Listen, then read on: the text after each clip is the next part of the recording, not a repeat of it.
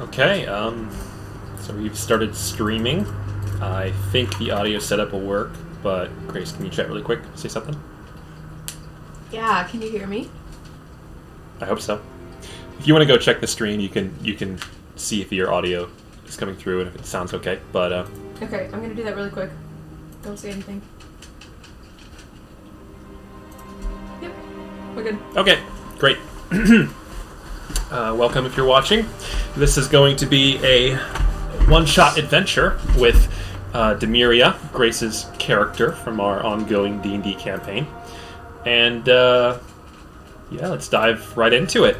So, last session, Dhamiria, with the rest of our party, traveled between the realms on a small boat across the river Styx, carrying the coronet of the Spider Queen Lolth all the way to the realm of the dead, where the Raven Queen waited to take this ancient cursed artifact away from you. She took it from you. You successfully made it after a lot of scary encounters with horrifying monstrosities from across the realms. And you received, in exchange for this trade, a item known as the Dark Feather, the magical glaive that can transform into a scythe if needed. And that's what that looks like.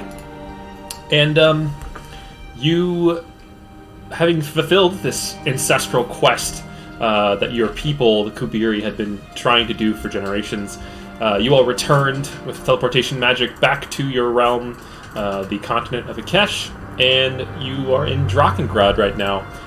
I'll say you, the party, have a day or two of downtime to relax, catch your breath, enjoy some good food. But now that you all have some time, the party is splitting up a little bit to explore their own individual disparate plot threads. Dhamiria, what is it that you wish to do with this time as you watch one by one Kaz and then Zephyr and Sir depart on their own missions? They are willing to ferry you around as needed, but for now you're on your own. I was gonna say I need to ask Kaz if he can drop me off in Bulgraz in a couple days. He certainly can do that. How long do you want to be in Bulgraz before the event? The event's on the 16th. Today's the 13th, the Saturday. You've had a couple days of downtime, so you have 1, 2, 3 full days before the actual event. I'll go tomorrow, and today I'll just stay in Drakengard. Cool. I need to stop looking at you. Yeah. I need to have my zoom up so I can look at your face. Yeah. Okay. What do you want to do in Drakengard for the next day? Okay, let's see. So, first thing that I'm going to do that I didn't get to do at the end of last session is I need to run over to the sepulcher. Okay. And chat with the deaconess. All right. Yeah. So, during this downtime, you all have returned and successfully completed this mission. You travel to the Raven Wing's sepulcher, and are greeted there by the deaconess, Katrika, who escorts you rapidly back to her private chambers and sits you down across the ebony desk, her veiled face covered as always. She says, you've returned alive, and last I saw you, you descended into the river on your boat and were lost from sight. Can you explain what happened, and did you succeed? Is it over? Dhamiria lets out a long sigh and says, yes, it's over. We traversed the river. It was not an easy task most of the time. Not a very smooth ride. But we made it there in one piece. And right at the very end, before we were able to get all the way to the Raven Queen, I still don't know if it was a servant of Lolth or a manifestation of the Spider Queen herself, rose out of the sides of the river and tried one last attempt to steal the crown. It probably expended all of her energy, and the Raven Queen, of course, said that the coronet is safe with her, but it was a dicey moment there. So what you're saying is, in spite of all of that, you did succeed, and the coronet is now sealed away with the Raven Queen herself. Yes, she has it. It's in her domain now, and she protects it. She looks over your shoulder at the glaive you have holstered there and says, was that a gift from the matron? I'm gonna take it and swing it, and I'm gonna whisper the name of the Raven Queen. And she watches as it, in an explosion of feathers, goes from a glaive to a scythe. And I say it was. And in the same moment, you do that, and the two large, feathery, raven-like wings unfurl behind you for a brief moment before reverting back as the glaive reverts to its normal form. She stands there. You can't see her expression, as always, but you get the sense that her mouth is wide open if you could see it. She says, truly this is a most blessed gift from the matron. You have succeeded where many have tried and failed. Thank you for your service to our shared matron, and this is incredible news. I will send word to the rest of the sepulchres around the world and let all the others know that this major victory has been won on this day. Yes, it's a great relief. I am glad that my people who have been watching over the coronet for generations can now rest and perhaps move on with new goals. And that, sepulchres around the world can rest easy knowing that this is no longer a threat. The two of you talk for some time after that. She brings you tea, and you relax. For the first time, even after you succeeded, really beginning to appreciate that it's over. You've succeeded, and this massive quest is now complete. Is there anything else you want to do with the Deaconess before you move on? I don't think so. I'll just thank her for all of her help as well. And, the Raven Queen appreciates her part in this.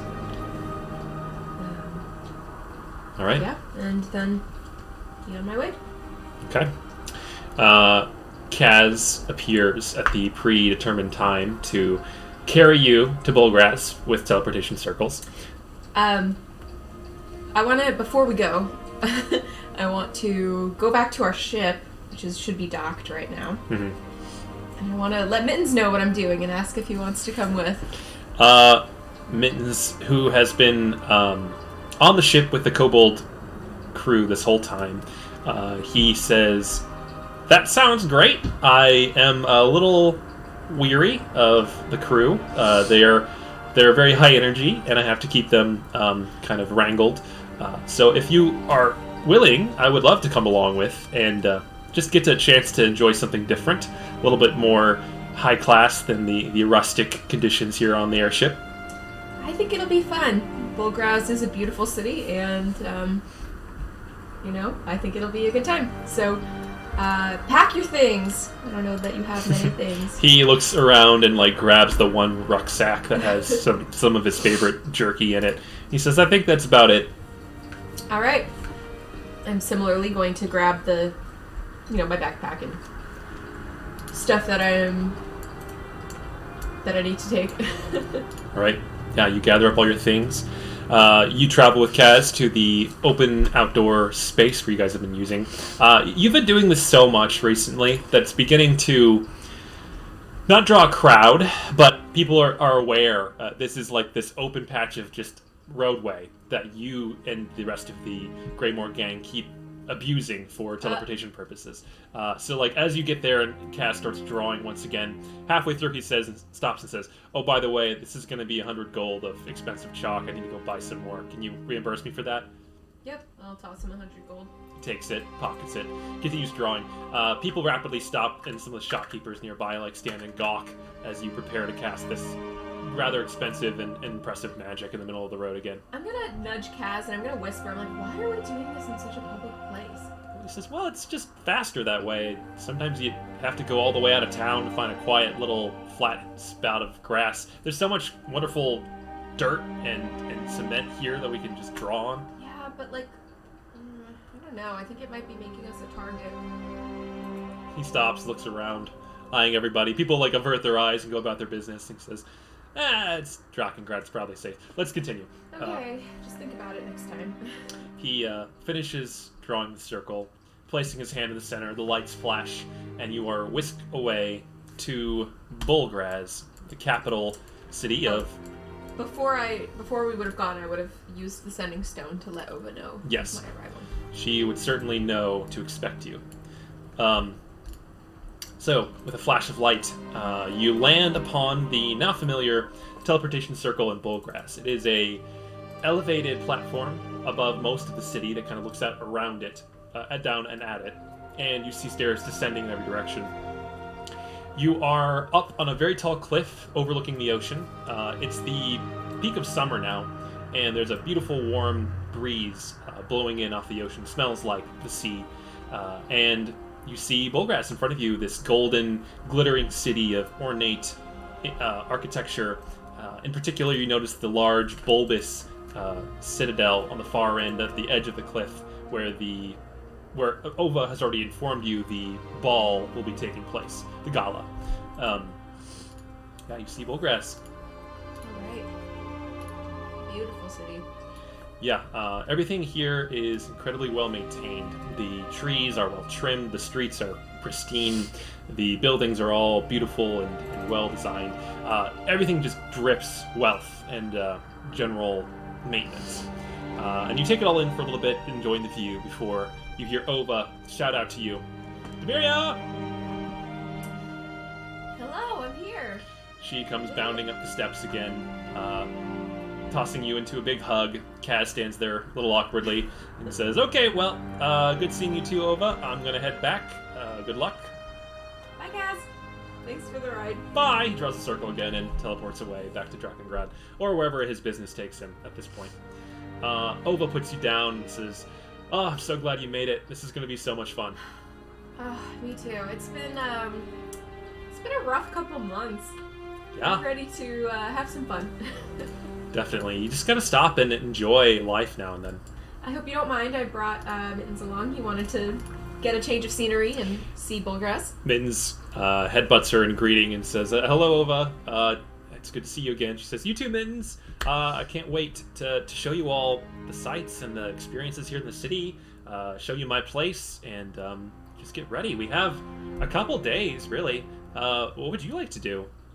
My time, I have a completely open schedule. I've avoided all of my obligations, and we're good to go.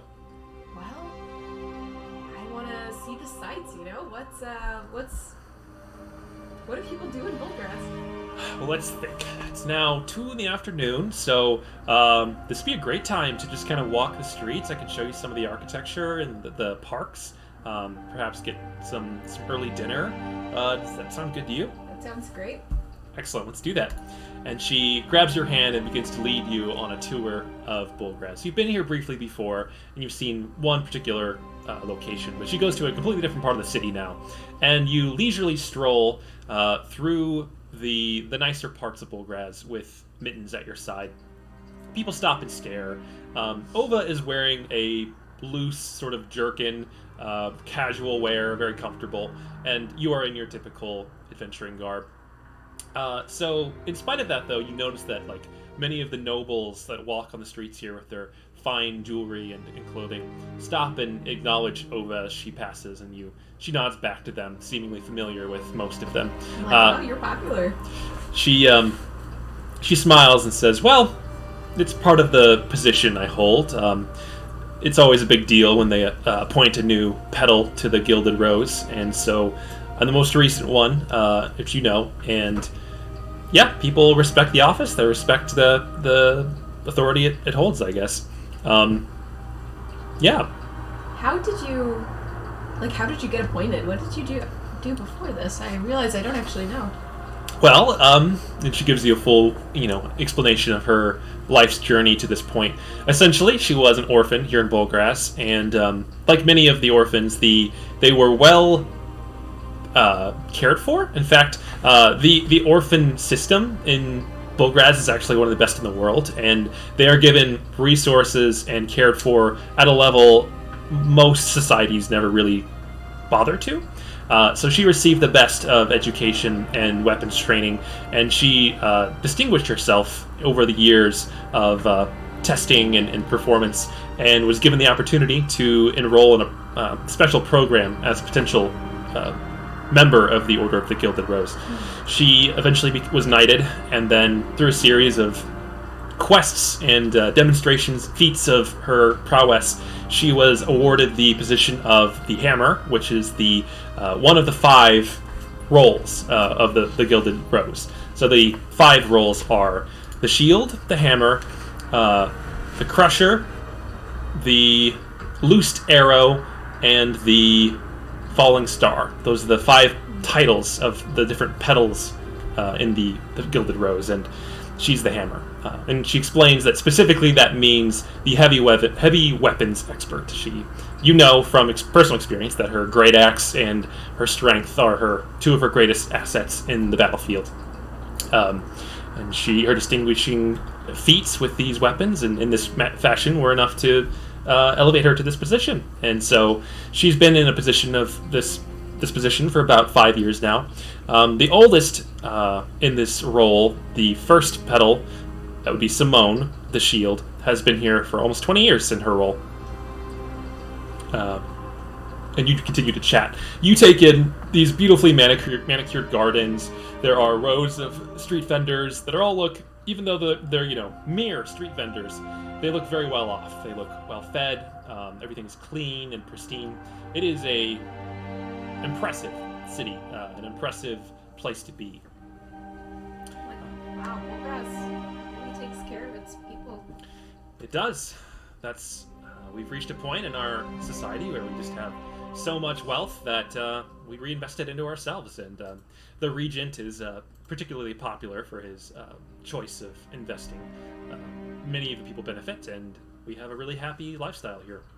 The key is that we never try to expand. A lot of other groups like to cover more territory and try to extract resources, but we just reinvested everything back into Bulgraz from the gold mines beneath the city, which is the source of all of their wealth. Gotcha. Well, it's beautiful. It is. You continue on, and she takes you on more of a tour. You guys get dinner after a while at a restaurant off of one of these main parks. It has like an elevated view of the streets and the people walking by. You're given a private table on the balcony, and are served a 4-course meal of fine wines and delicious local cuisine. It's excellent, all of it. What would you be interested in tasting? What flavors and types of food would you seek out?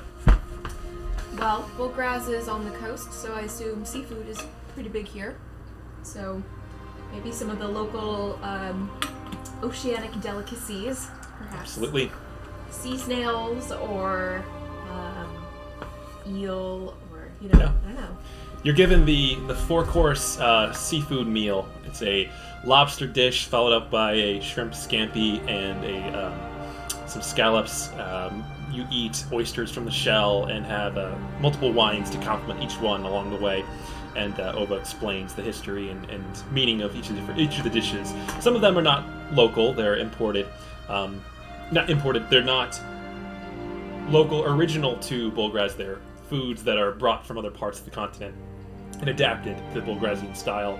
Bulgraz is a mishmash of most other cultures. The only unifying theme is its wealth. There is not a particular storied history here. Sort of new money as a city itself, and as such, many of the dishes are not local but adapted.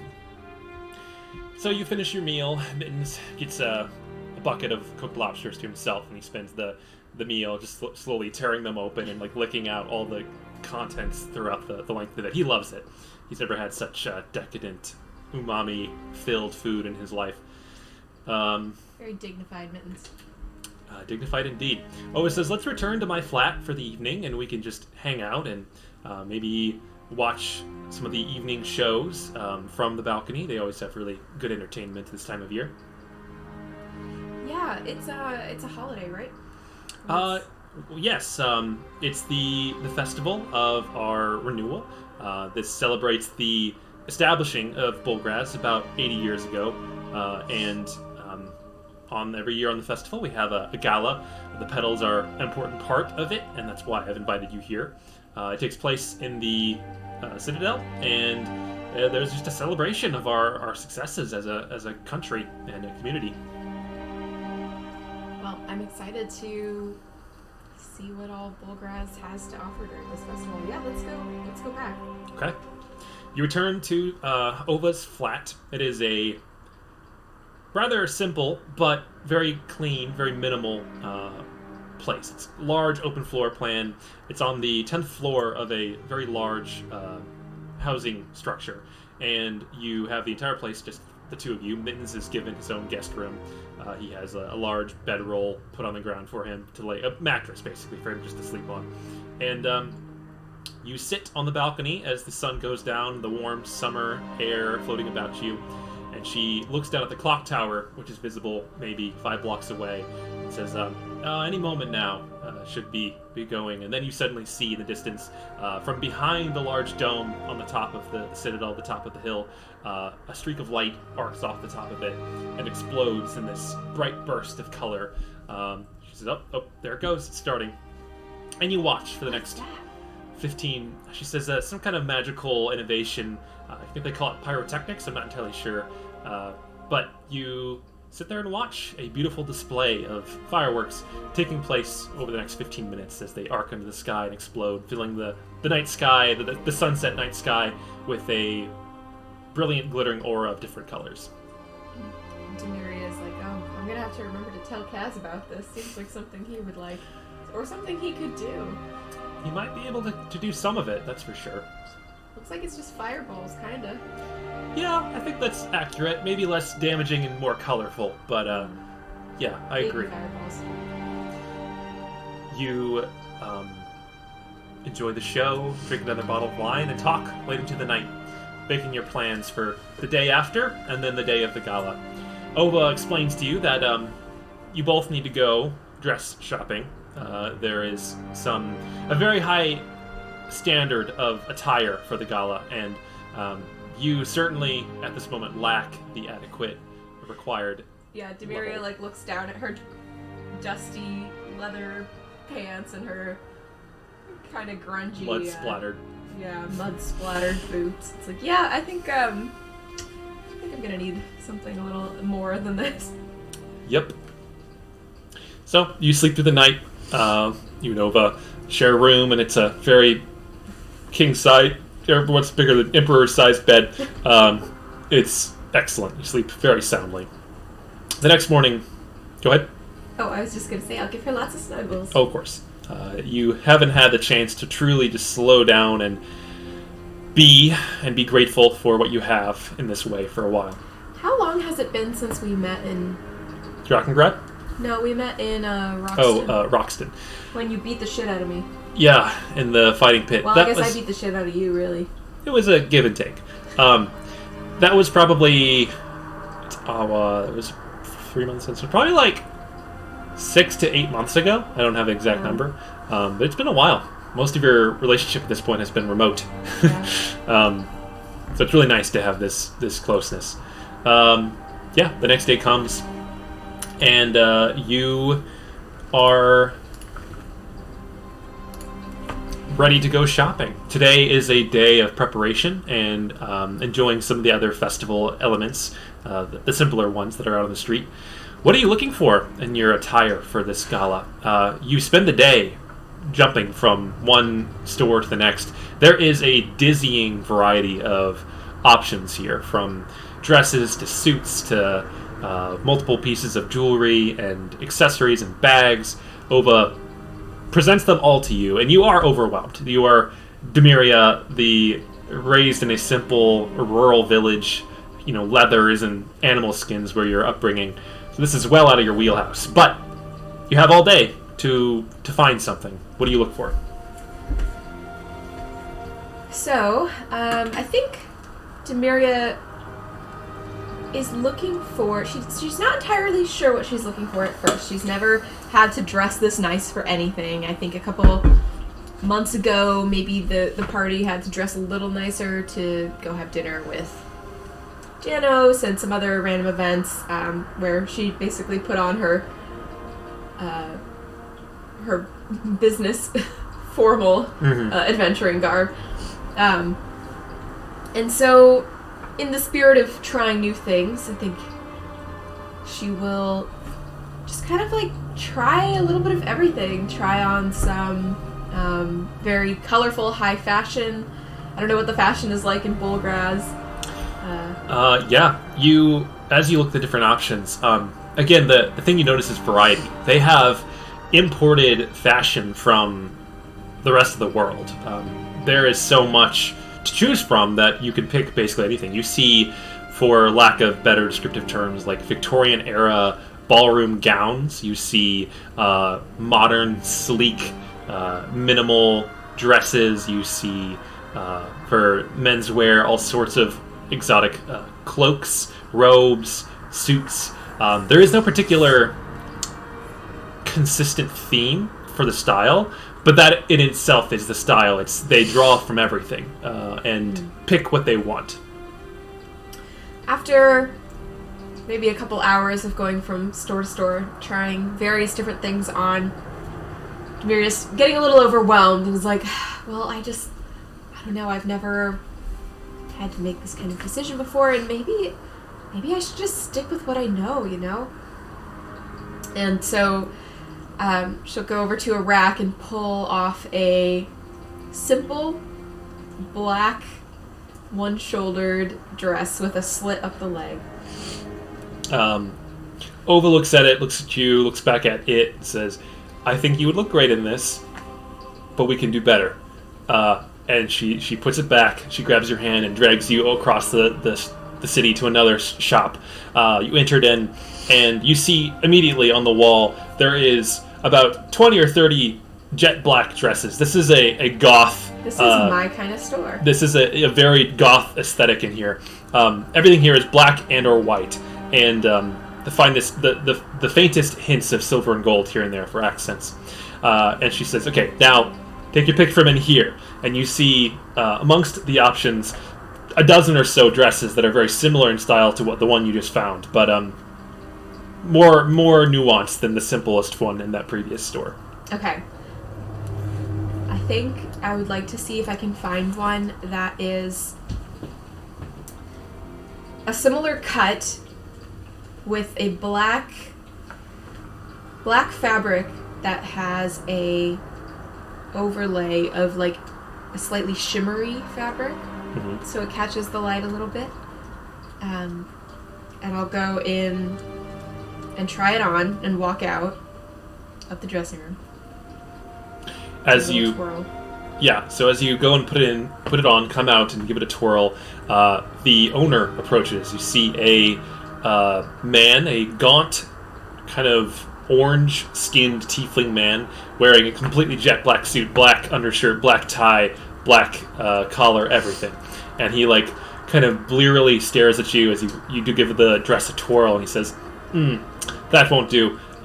You need some additional accessories. Looks over at Ova and says, Dame Ova, is this your guest for the upcoming gala? And she says, yes, it is. He says, I thought so. We can only have the finest on someone of such a high standing for this event.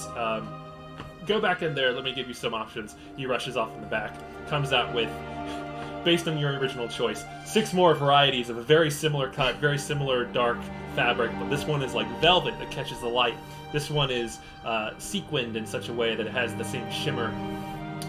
He piles them onto you and says, try them all, and also here starts chucking different shoes. There's flats, there's heels. He puts a small chest and opens it, and you see a pile of jewelry of silver and gold covered in glittering gemstones. He says, we need to get this right. Take your time, take your pick. I want you, Grace, to give me detailed top to bottom description right now. With the sky's the limit, what is your outfit look like? Okay, first thing, Dhamiria is very overwhelmed. She didn't even know there were this many different kinds of dresses. So what she goes for immediately with the fabric is she has to try it on and she has to be able to move in it. Mm-hmm. So she puts on the different gowns. Her two priorities with the gowns is she has to be able to move around. Okay. So she'll pick up like, I don't know, a hanger and pretend like it's a weapon. Flail it about in the dressing room. The sequins don't do great for that. They're a little too restrictive, so you toss that aside. Something a little stretchier, perhaps. And then her other priority is it has to show off her shoulders and her arms. Of course. So it has to be like the one or strapless cut. And then she looks at the pile of shoes and she's like, she asks the store owner, do you have any like tactical heels? Fine tactical. Like if we're going to the gala and we get like mugged and I need to like roundhouse kick someone in the face. Something that won't like fall off or make me trip. This looks nice. We do have these very unique, recently imported shoe wear from all the way from Crystalia, adapted for the shifting sands. One moment, he goes back and comes back with a set of simple-looking black heels with sort of over the top of the foot laces, and he says, "Try this on." And you do. He says, "Well, the heels are simple. They will accentuate your height without making a little bit too much. If you do find that you need to revert to more standard shoe footwear, simply clack the heels together." Which do you? I'll do that. You do that immediately. The heels magically retract into the base of the foot, and you're now standing in like simple sandals, black sandals that are they're convertibles, is what they are. This is amazing. So you can have heels that are a little bit harder to walk in, but certainly perform the job, and then convert to sandals as needed if you need to walk with more sure footing. Excellent. This is what I want. So I'll take those. Okay. And after trying on the dresses, I'll probably go with one that is like a velvet blend. Mm-hmm. So it's not as heavy as just like straight up velvet. Can do. And then looking around at the jewelry, Dhamiria gonna keep her. She has like ears full of silver piercings with little spikes and little hoops, and she usually wears like a raven feather earring. She's gonna keep that. Okay. Maybe a simple couple of gold bangles. And then, do you have any capes? He looks at you. It looks over at Ova and says, like, does she think we don't have capes? Oh no, I want to see them. Fine. And he rushes off in the back, comes pushing out this like cart with a large rack. You see literally 40 capes of every fabric and color variety.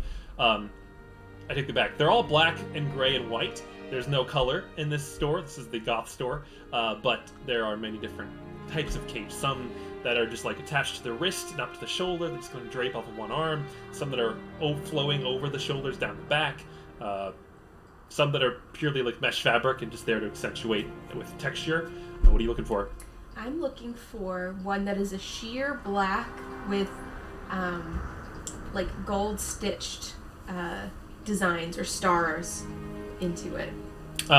He like shuffles through and says, "Actually, we don't have that, but we can make it so. This one," he pulls off a black sheer fabric. It has no pattern whatsoever. He says, "We can embroider this with the symbol of the Gilded Rose. It would be appropriate for you're standing as the guest of our Dame Ova here. Is this acceptable to you all?" I'm gonna look at Ova. She says, "Great, make it happen." All right, let's do it. He says, "Okay, I'll custom fit this. I will adjust these measurements, and you can pick it up tomorrow before the gala, freshly pressed and ready to go." Ova, I assume that the Gilded Rose will be compensating for this rental. She says, "Oh, we'll buy it. Yeah, we'll pay for that." He says, "Good. I accept payment." I have gold. I can pay for it myself. Ova says, "No. This is my treat. This is our."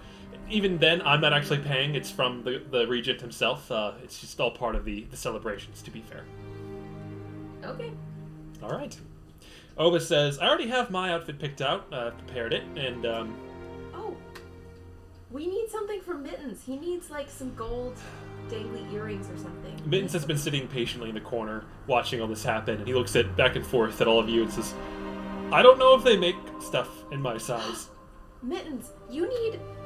Oh, Ova. Or maybe the shop owner knows. Mittens needs, like, little caps for his tusks. Like, gold caps. The shop owner looks Mittens up and down critically and says, this could be arranged. Simple wear. He reaches up and you can see he has horns. He's a tiefling. And he does actually have decorative caps on the tips of his horns. He says, where did you get yours? Well, I have a jeweler downtown that I'm a particular fan of. I'm certain she could be of good use to you. Here, and he reaches over, like, rifles through a small binder, pulls out a card, hands it to you, and he says, that's the address. I recommend you check her out. Let's do it. Mittens, you gotta look smart. Oh, yeah. Mittens agrees. He says, I don't know what good this will do me, but hey, if you think it looks good, then that could be fun. Ova thanks him, promising to pay when this is all over, and you leave. You walk across town to the jeweler store.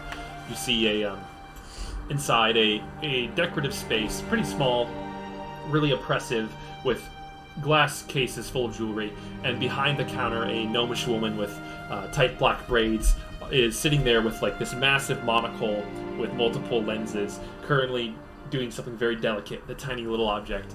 She looks up and pops up the monocle and says, welcome. Oh, that's a very large creature. Who is this? Looking at Mittens, she recognizes Ova. Does Mittens? Mittens is like, oh, hi, I'm Mittens. She's like, oh, hello, Mittens. Are you here for anything in particular? So, Mittens would like to look fancy for the festival coming up, and we got a recommendation from the tailor or the shop owner over at whatever the store name was. I forget the name of the store. Yeah.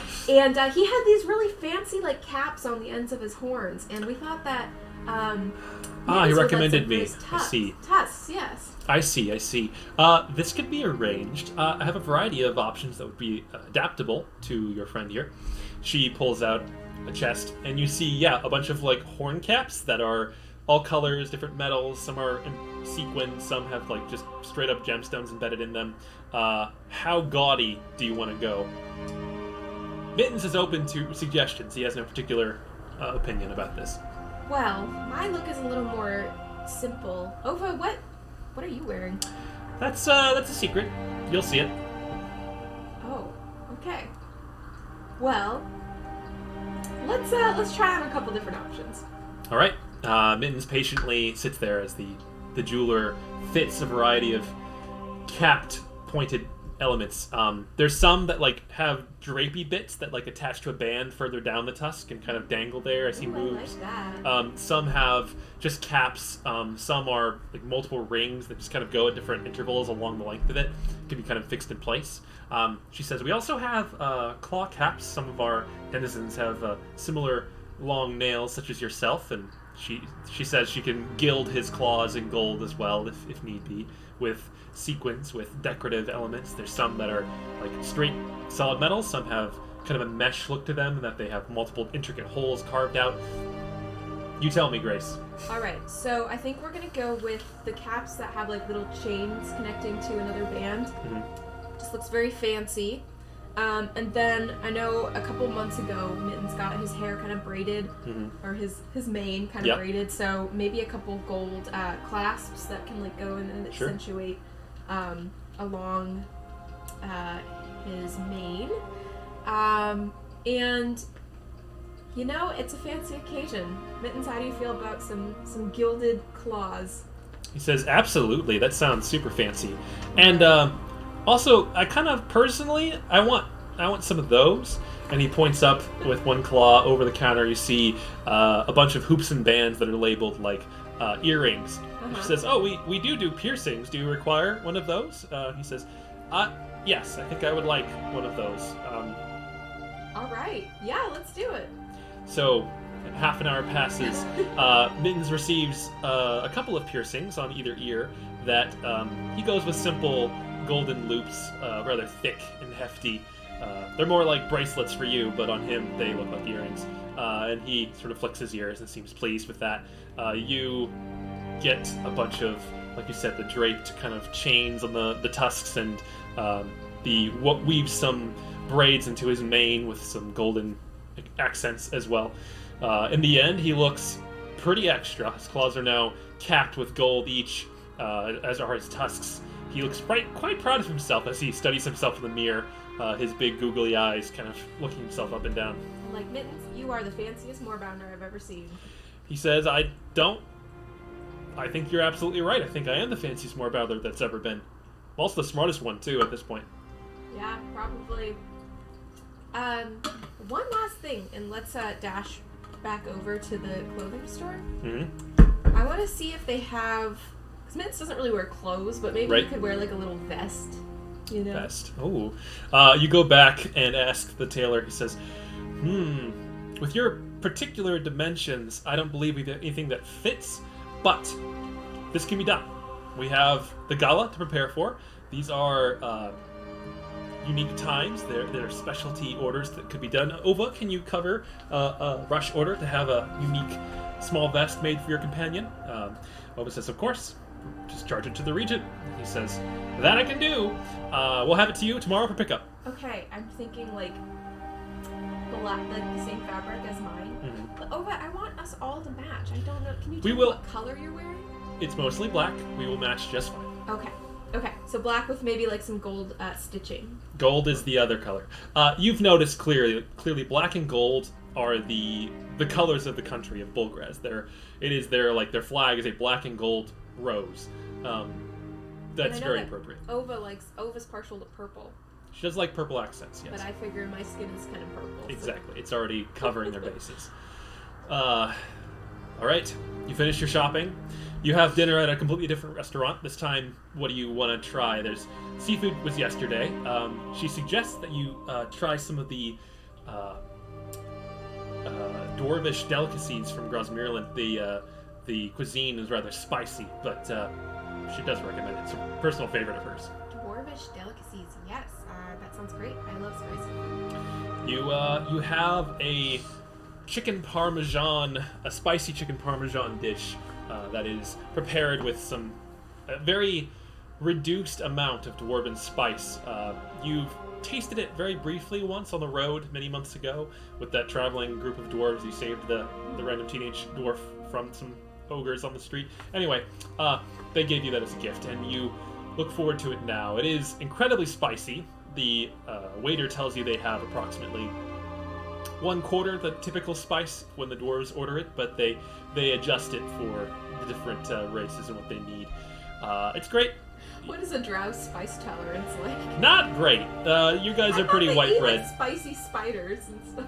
Well, it's a different kind of spice. It's like saying horseradish and jalapenos are real spicy. It's just different. More bitter is what the elves, the drow like.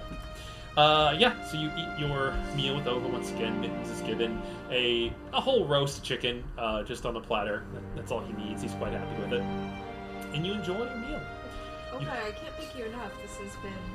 I'm really looking forward to tomorrow. Oh, me too. Tomorrow's going to be great. I've only been to 2 of these in the past, and they were all excessive and wonderful. Let's return to rest up once again and enjoy the rest of the evening. And they have a different show tonight, I think, that they'll put on for us.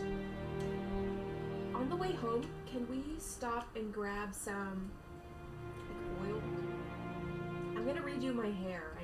It's not looking great. I need to redo it. Sure, we certainly can. You stop by a mattress, bathtub, and more store, and have a selection of wonderful bath bombs, hair products, magical cures, and whatnot. I feel like you're getting Bath and Body Works mixed up with Bed Bath and Beyond.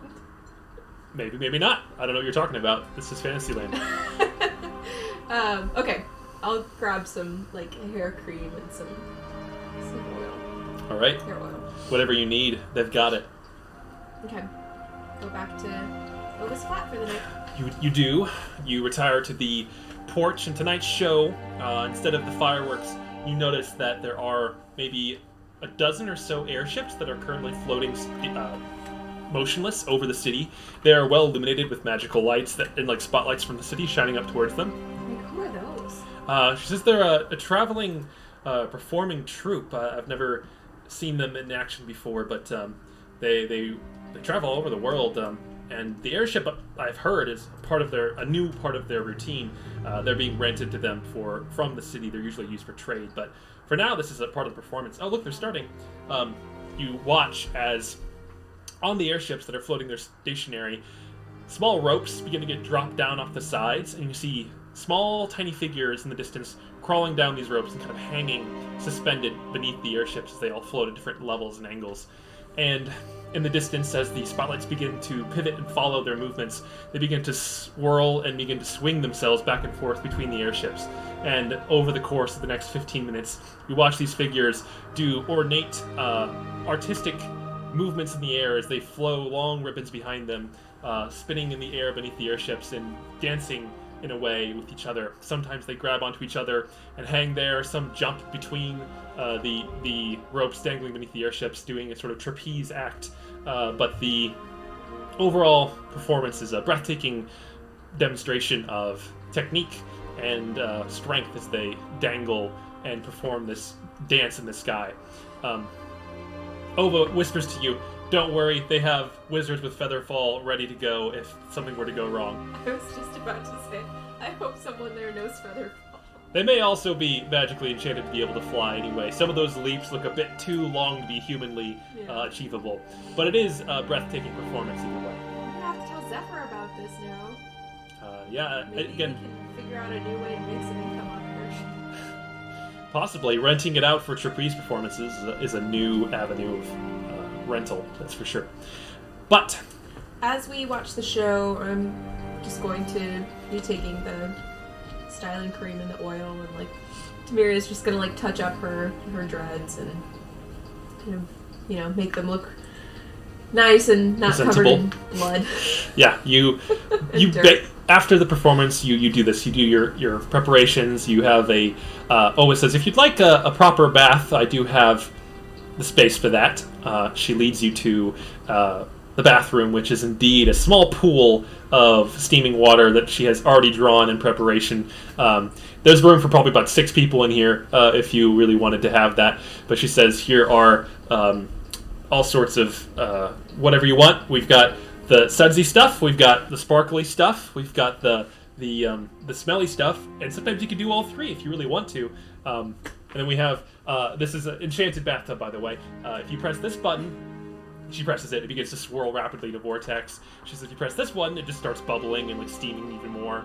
You can adjust the temperature, and she shows you her incredibly elaborate hot tub-esque bathtub for whatever bathing rituals you may prefer. I didn't take you for a fancy bath girl. Well, it's the sort of thing that I don't do it often, but when I do, I like to really dive all in, Just really enjoy it. You gotta keep it special, but you can't do this too often, but it's definitely worth it. I don't think I've ever seen a bath this fancy. You have squatted in some steaming natural hot springs up in the mountains down then. And we've been in a hot tub. We've been in like hotels and stuff. Yeah. But never like this. This is very fancy. Let's do it all. Just press all the buttons. Okay. You press all the buttons, you mash the sparkle, the glitter, and the smell, and you enjoy this extravagant bathing experience. And I invite her to join me. She will. You spend the next 2 hours in here just chilling. You both get super pruny, but it's a great the water doesn't get cold. No, of course not. It's magically enchanted. It lasts forever. Mittens is snoring on the balcony beyond, enjoying his time here. He's very comfortable and relaxed. He's been groomed as well. You paid a service to clean all the dirt and sticks out of his fur. He's looking clean. As we're sitting there soaking and enjoying the bath, and I'm scrubbing layers of dirt and blood and multiversal sweat, dirt. And I'm just gonna tell her about that trip. Be like, oh, looks like I still got a little river water on me. Some Yeti blood, perhaps. Some Yeti ash. Yeti ash. I have to explain that one. Yeah. She shakes her head in disbelief as she listens to your story and helps you scrub off some of the grime. We met a unicorn god. A unicorn god? That's remarkable. What? Tell me more. You do. Explain I'll tell the her whole about process. how Sir fed it a giant muffin. And it seemed to work. I liked it. She says, well, food is the universal language, I guess. Everything needs food, and everything likes it. I'll tell her about how cubes of meat saved us multiple times. Weird how that works out. I don't know what it is about meat, cubes, food, but it just always seems to be helpful. You know? Wish I could do that. Yeah. Actually, I can! Haha! And she, clasps her hands, and poof, 50 pounds of bland-looking food. You see, chicken breast, dry chicken breast in a giant pile. Just lots of food gets summoned onto the side of the room. She says, yeah, I could do that. That was really helpful out in the wilds for the party. I can't say it tastes very good, so maybe Sir's cubed meat is better than mine. But it'll keep you alive. It's healthy. I haven't actually tried Sir's cubed meat. Maybe it doesn't... Yeah, maybe it's pretty bland, too. She reaches over and grabs a cooked chicken breast and takes a bite out of it and says, yeah, magical food is never that delicious. It gets the job done, but it's a little lackluster. Tosses the chicken breast over. I feel like at the end of the day, it's kind of empty calories. Exactly. You finish the bath and prepare for bed, retiring once again to the emperor-sized bed. And Ova says, well, tomorrow's going to be great. The festivities start early, but we'll spend the first couple hours getting ready. It takes a bit. I need to do my own preparations. What do you need to prepare? Well, my makeup and my hair. I need to go pick up our attire and bring it back and get into it and touch it up, make sure there's any final adjustments done, and it might take a while. Okay, well, just let me know what I can help with.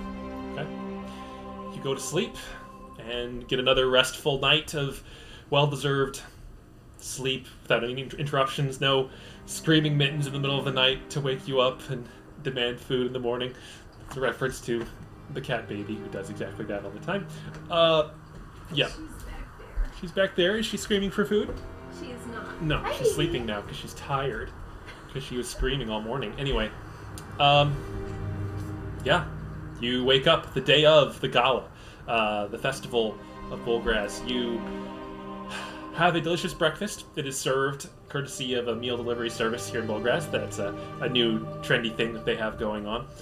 They drop off baked, some kind of eggs Benedict with asparagus and miscellaneous breads just for your try. You could try them all just because there's more food you could possibly eat for one breakfast. But you have a delicious morning meal. And Ova says, I'm going to take another quick bath, and then I have to start my routine. If you need anything, I'll be busy for a while, and then I might disappear for an hour or two as I finish my preparations. I'd like to be a bit of a surprise when I'm ready towards the end. But we'll be heading over towards the Citadel about 2:30 p.m. Well, sounds good to me. I'll watch you get ready until you have to go, I guess. Well, no, I don't want you to watch. I want you to be a surprise when I'm actually fully ready. Okay. I will, yeah, I'll get ready too. Okay. The morning progresses. I'm going to use the bathroom right now, but we will describe that after a moment. Okay.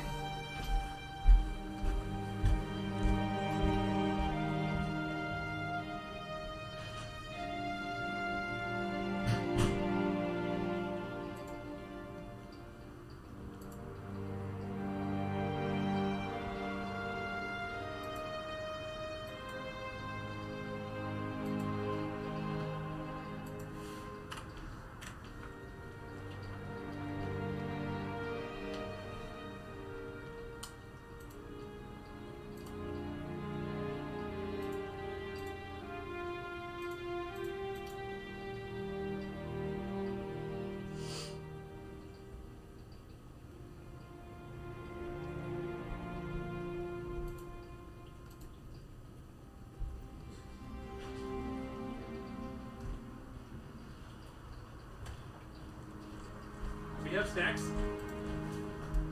No, We do not have snacks. We never have snacks. We have one snack. We don't have snacks because when we go to the grocery store, you're like, we don't need snacks. And then every night, you're like, do we have snacks? We have snacks now. Time for some ASMR of snack eating. Granola bars. So, you and Elva go and get your clothing. You pick it up. Everything is perfectly paired and looks great. Ova is very secretive of her whatever it is that she's picked up. It's in a black suit bag, fully concealed. And she kind of folds it up and keeps it aside. Mitten says, I'm going to depart for a little bit. Can I have some spending money? How much do you want? Yeah, I don't know. Course. Like 300 gold? Okay. Sure. I'll give Mittens 300 gold. Okay. He takes it from you and Have kind fun. of like Be safe. he like with his big paws like shovels it into a bag, ties it like asks you to tie it around his neck, and says, "I will be safe. I'll meet you back at the apartment this afternoon Okay. around noon. I have some things I want to do." All right. Have fun. Okay, I will. Bye. And he Bye. trots off eagerly. People kind of parting around them as this massive creature with his bulging eyes and massive golden gilded tusks comes wandering through the crowd. So is it just me, like in Ova's room? Yeah, at this point, you return to the room. Owa says, okay, I'm going to get ready. You have an hour or two to do your own preparations, but I'm going to be in this room. And she, like, locks herself in the bathroom. Okay. Dhamiria will, like, go in front of a little mirror and just, like, smooth her hair. And fix her earrings. And, be like, yep. Looks good. All right. All right. You are set. You put on your gown, you finish your preparations, and you're pretty happy. You feel like you really look dressed up for the occasion. It's the nicest garment you've ever worn. And Dhamiria is gonna put the shoes on. The Practice. tactical shoes. practice the transforming tactical shoes. Yes, and she's gonna pick up her glaive and just like do a couple maneuvers. Just like make sure she can move around. It takes a little bit of adjusting, but you picked a good dress for this. You're confident you can fight and move through your forms. You may, if you are doing anything too extreme, you may tear it a little bit, but it won't restrict you any further than it needs to. She's looking in the mirror with her like fancy dress and her glaive, and she's like, I think this might just be a little too much. So she's going to pull some of her daggers, including the dagger of venom, instead, and like, oh no. Hey Ova, you don't have to come out here, but do you own any thigh holsters? She says, you hear like a scoff from the bathroom. She says, of course I do. Who do you take me for? Well, I don't know. You wield a giant axe. I don't know if you ever have the need for them. Well, of course you do. Any self-respecting weapons master will have thigh holsters. They're over there in the drawer next to the cabinet. You go and look, and there are, in fact, a selection of different thigh holsters of various sizes for various reasons. Alright, I'm gonna find one that is preferably black and can hold like 6 daggers. You're gonna need a couple thigh holsters for that many, but possible. I have no idea. How many daggers can a thigh holster? I'd say probably 2 maximum. Okay, I'll just get one for each leg.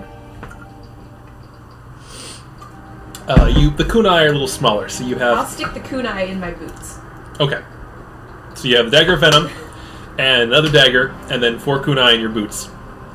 I have 2 daggers on each. So I have a dagger of venom and a regular dagger. Two regular daggers. And then kunai. And then some kunai. Okay. You are equipped.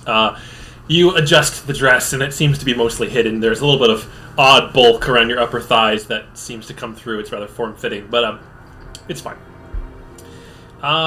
You spend the next hour and a half after this preparation sitting in a comfortable lounge chair on the balcony. Be like twirling a dagger between my fingers. Watching as the city bustles. Tossing it and watching the city from the balcony. About 12:30, Mittens returns, and he trots in the door, looking proud of himself.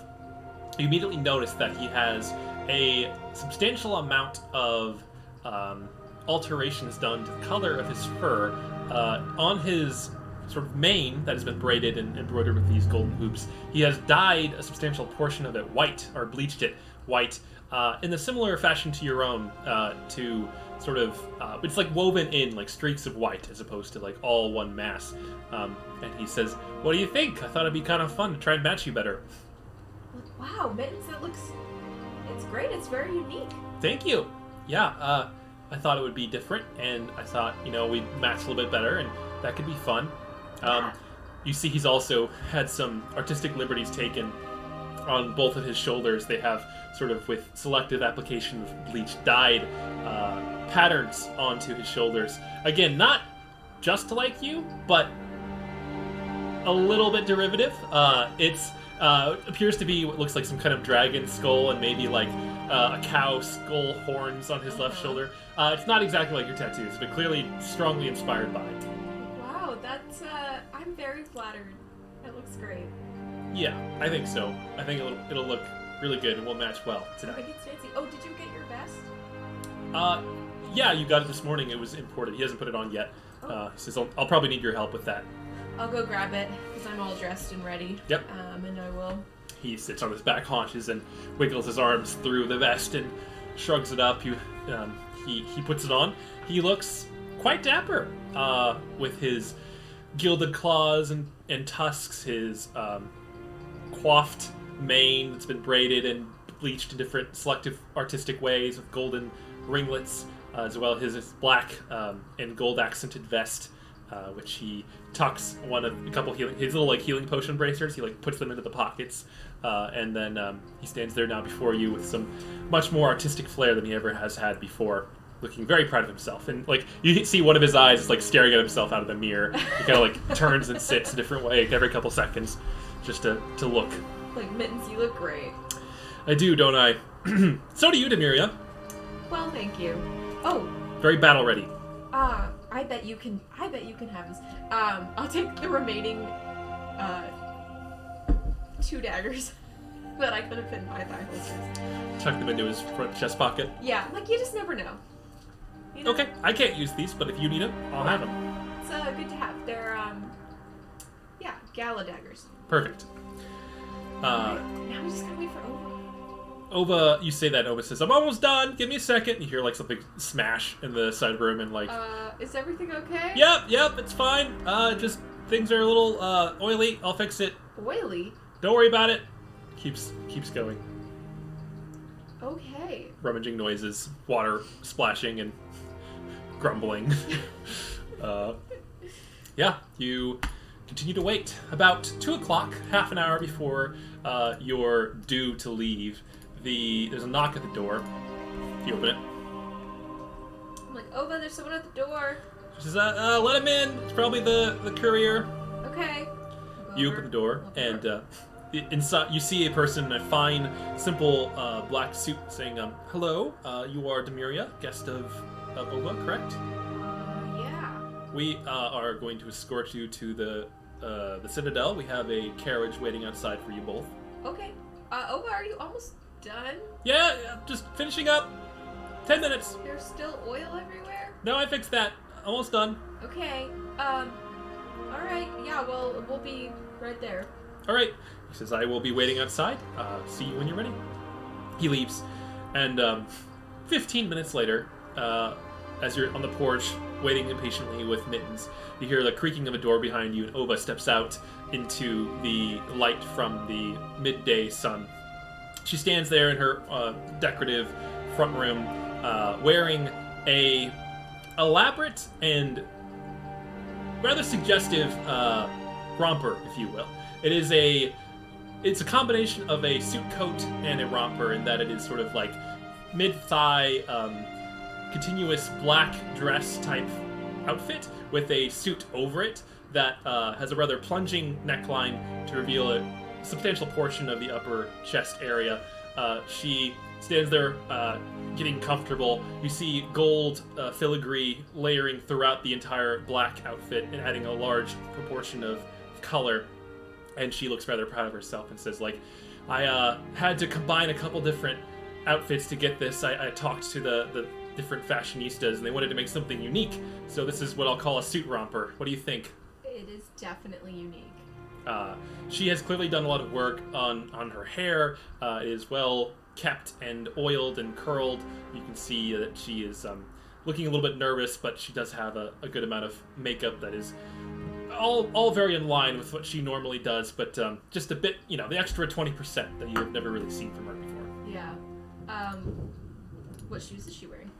She's wearing what appears to be gold and black sandals. Like, you look very regal and very important. She says, that's the goal. I want people to remember and be impressed by my station here. Do my thighs look good? Your thighs look great. Good. That was the whole point choice. of this romper. I have the outfit more or less. This is her choice of outfit. What are those shoes? They're like boots. That go down to sandals that are capped. Anyway, don't worry about it too much. But this is my artistic interpretation of what it would be. Very nice. I'm assuming her fangs are nice and pointed. Oh yes, they're polished, and you can see actually she has small little golden caps to match that of mittens on the tips of her half-orc or orc fangs. Well, you look amazing. I am pretty sure no one else there is going to look quite like you do. That's the goal. I want to stand out. This is a gala, after all. Yeah. All right. Wow. I just can't get over all the gold filling.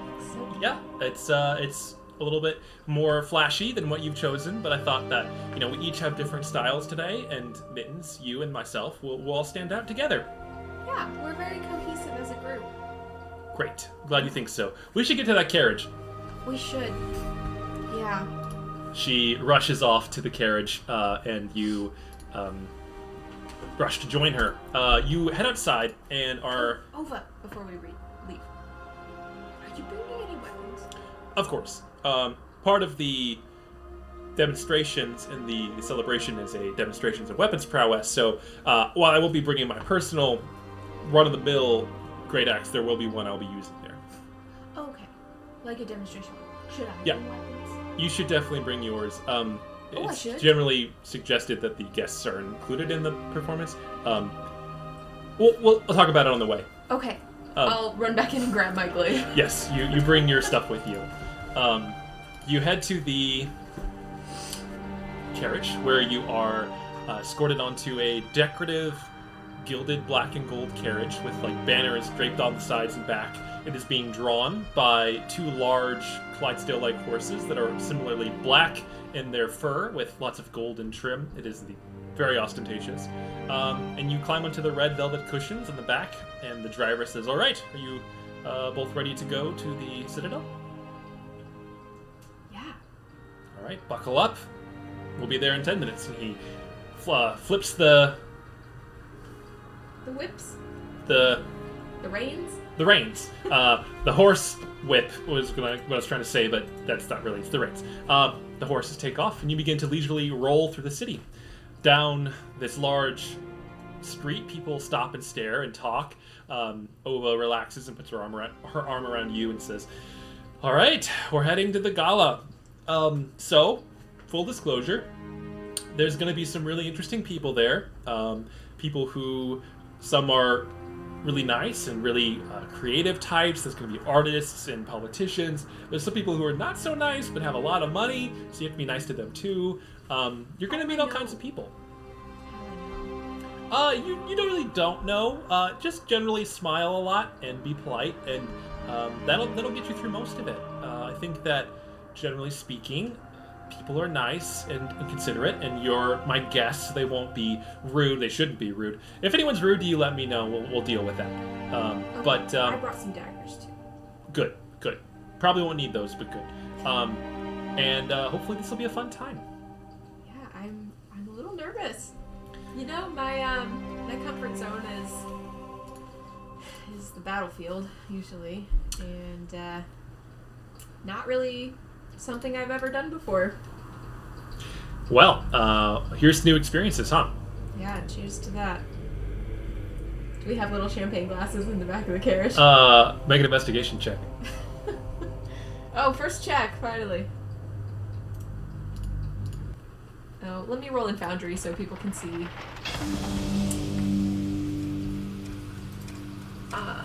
Right. I have a -1. So 0. 0. You dig around, look underneath the seats, but unfortunately it doesn't seem like they have prepared for this possibility. There are no champagne bottles here. Dang. Oh well. Is there anyone who I should, like, know to expect? Am I gonna... I've met some of the pedals, but not all of them. You will definitely see the rest of them. That's a big part of the celebration. The Regent, he is going to be sort of hosting, and he'll be very busy, but you'll meet him at some point. Be on good behavior with him. He's kind of a big deal, so don't be rude. That's all I can say. Yeah, it seems like it. We'll take it as we go. There's too many people to really detail for now. All right. Well, I'm excited. All right. Yeah, your carriage rolls up the streets. People watch, and as you get closer and closer to the Citadel, the crowds get denser and denser, and you're now, like, at some point, maybe 5 minutes away, parting a small sea of individuals who, like, kind of all clapping. You see some people are, like, a couple of artists have put up easels and are, like, drawing this entire ordeal. It's being more and more extravagant and populated the closer you get to the Citadel. Wow. I want the right song for this. That's better. I'm sad I can't hear you.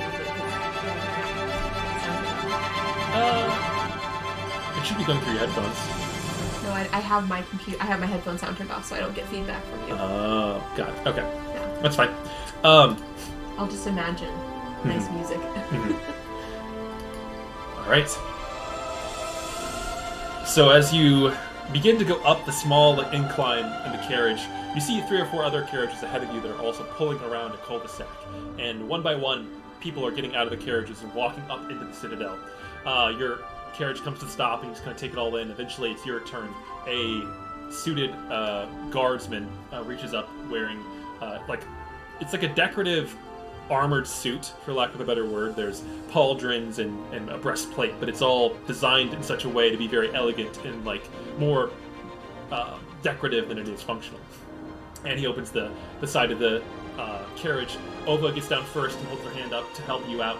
And as you both step out onto a long rolled red carpet that leads up to the entrance of this massive spherical-like dome of gold and brass, there are dozens of people in fancy outfits and murmuring and talking to each other and standing around watching.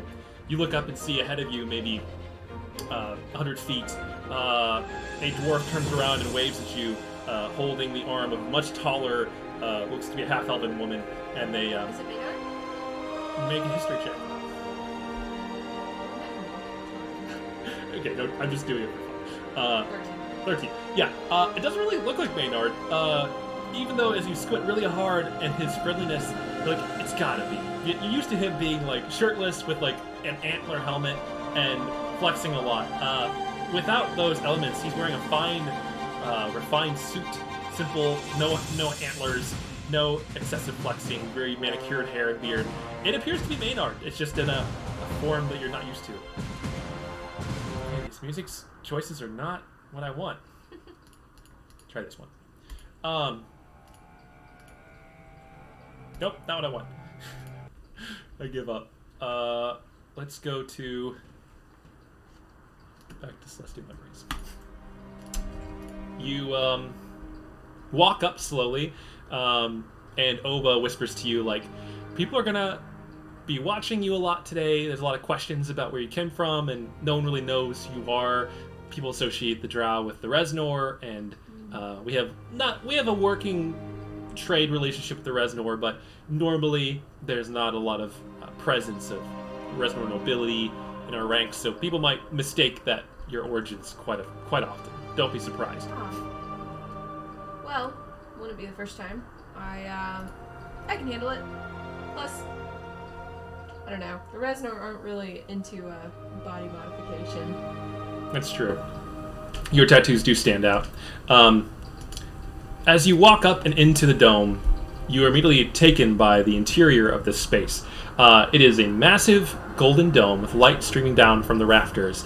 There is gentle music playing from an orchestra in the back, and the very center, the entire area is arranged in this way that there's like a central open floor, and then all around it are dining tables and like places to sit. And then the very center beyond that is a like raised platform in front of two giant golden statues and a door beyond it. It's all very ornate and beautiful, expertly crafted. Ova guides you to an empty table that's like just for two people. It's closer to the center of this ballroom type space. She sets down her stuff on the table and says, "All right, this is where we're seated. We're privately seated for the day." You don't have to like sit with your pedals? Well, they're nearby, and she points. You see Maynard walking over from his table about 15 feet away. He says, "Welcome, Dhamiria, Ova. So good to see you here today." Even his demeanor has seemingly changed. It's a bit more professional, less friendly and casual than you're used to. Maynard, I almost didn't recognize you. Yes, I have put on a full suit. It's not something I like to do very often, but I had to do it when I have to. Hey, as long as those sleeves can rip away fast if you need to flex, huh? Believe me, he like raises one arm. You see like a layer of like what looks to be some kind of zipper or Velcro in the armpit. He's like, "Don't worry. In fact, later in our various demonstrations, I will be doing that very thing." Well, you look great, and who is, Yes, Esmeralda, come here. He beckons, and this stately half-elven woman wearing a slim black cocktail dress comes over and says, "Hello, hello. Maynard, dear, who are these?" And he introduces you to both back and forth. She seems to be local, Bulgrazian, normal person. Okay. Cool. Yeah. I shake her hand. She shakes yours back and smiles, and you try to do the same. Make a performance check for me. To adequately, delicately be socially acceptable.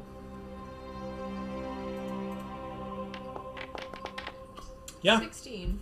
Even though this is not your comfort zone, and you begin to wish that you had Sir here to help ease through this type of experience, you power through regardless. Maynard takes his leave and returns to his table.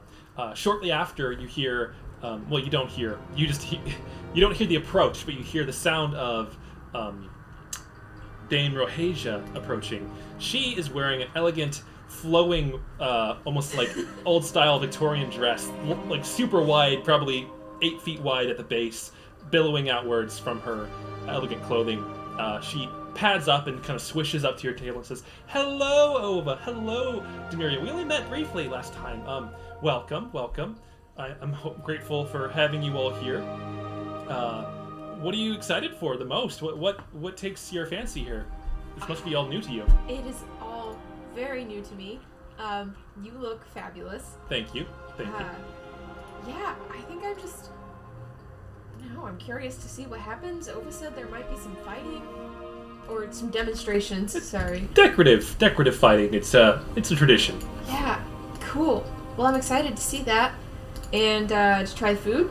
And, I don't know, just take it all in. Have you met Mittens? I'll introduce her to You do. Sir Mittens. Mittens has been like kind of lingering to the side this whole time, taking it in.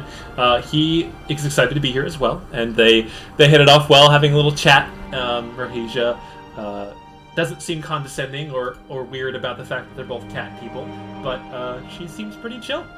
You just kind of take in her demeanor. She does seem like strangely relaxed. Maynard's kind of uptight and like more performative. She seems to be much more like comfortable in this kind of in this. She hit the scenario. nip before she came here. She what? Hit the nip, the catnip. Yep, hit the nip. I'm trying to find my preparations. You do all these preparations and you forget things. While you do that, I'm gonna run to the bathroom. Okay, yeah.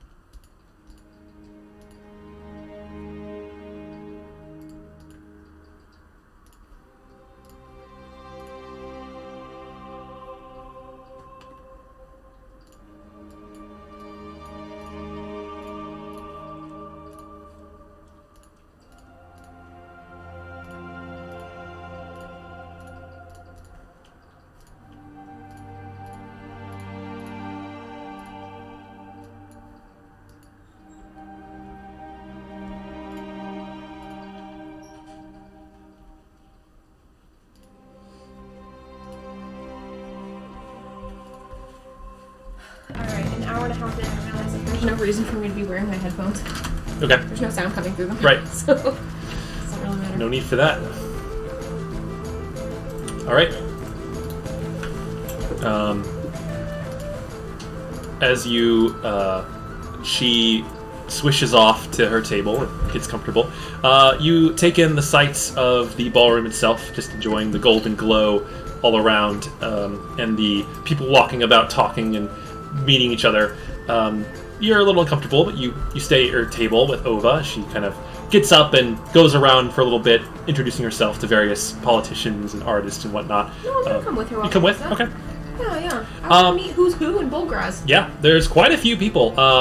And the names and faces begin to blur together. You see one woman wearing a dress that looks to be embroidered with gold and black to look to evoke flames, kind of rising from the ground. And they're actually moving. They're enchanted threads such that the flames themselves are flickering around to the base of her dress.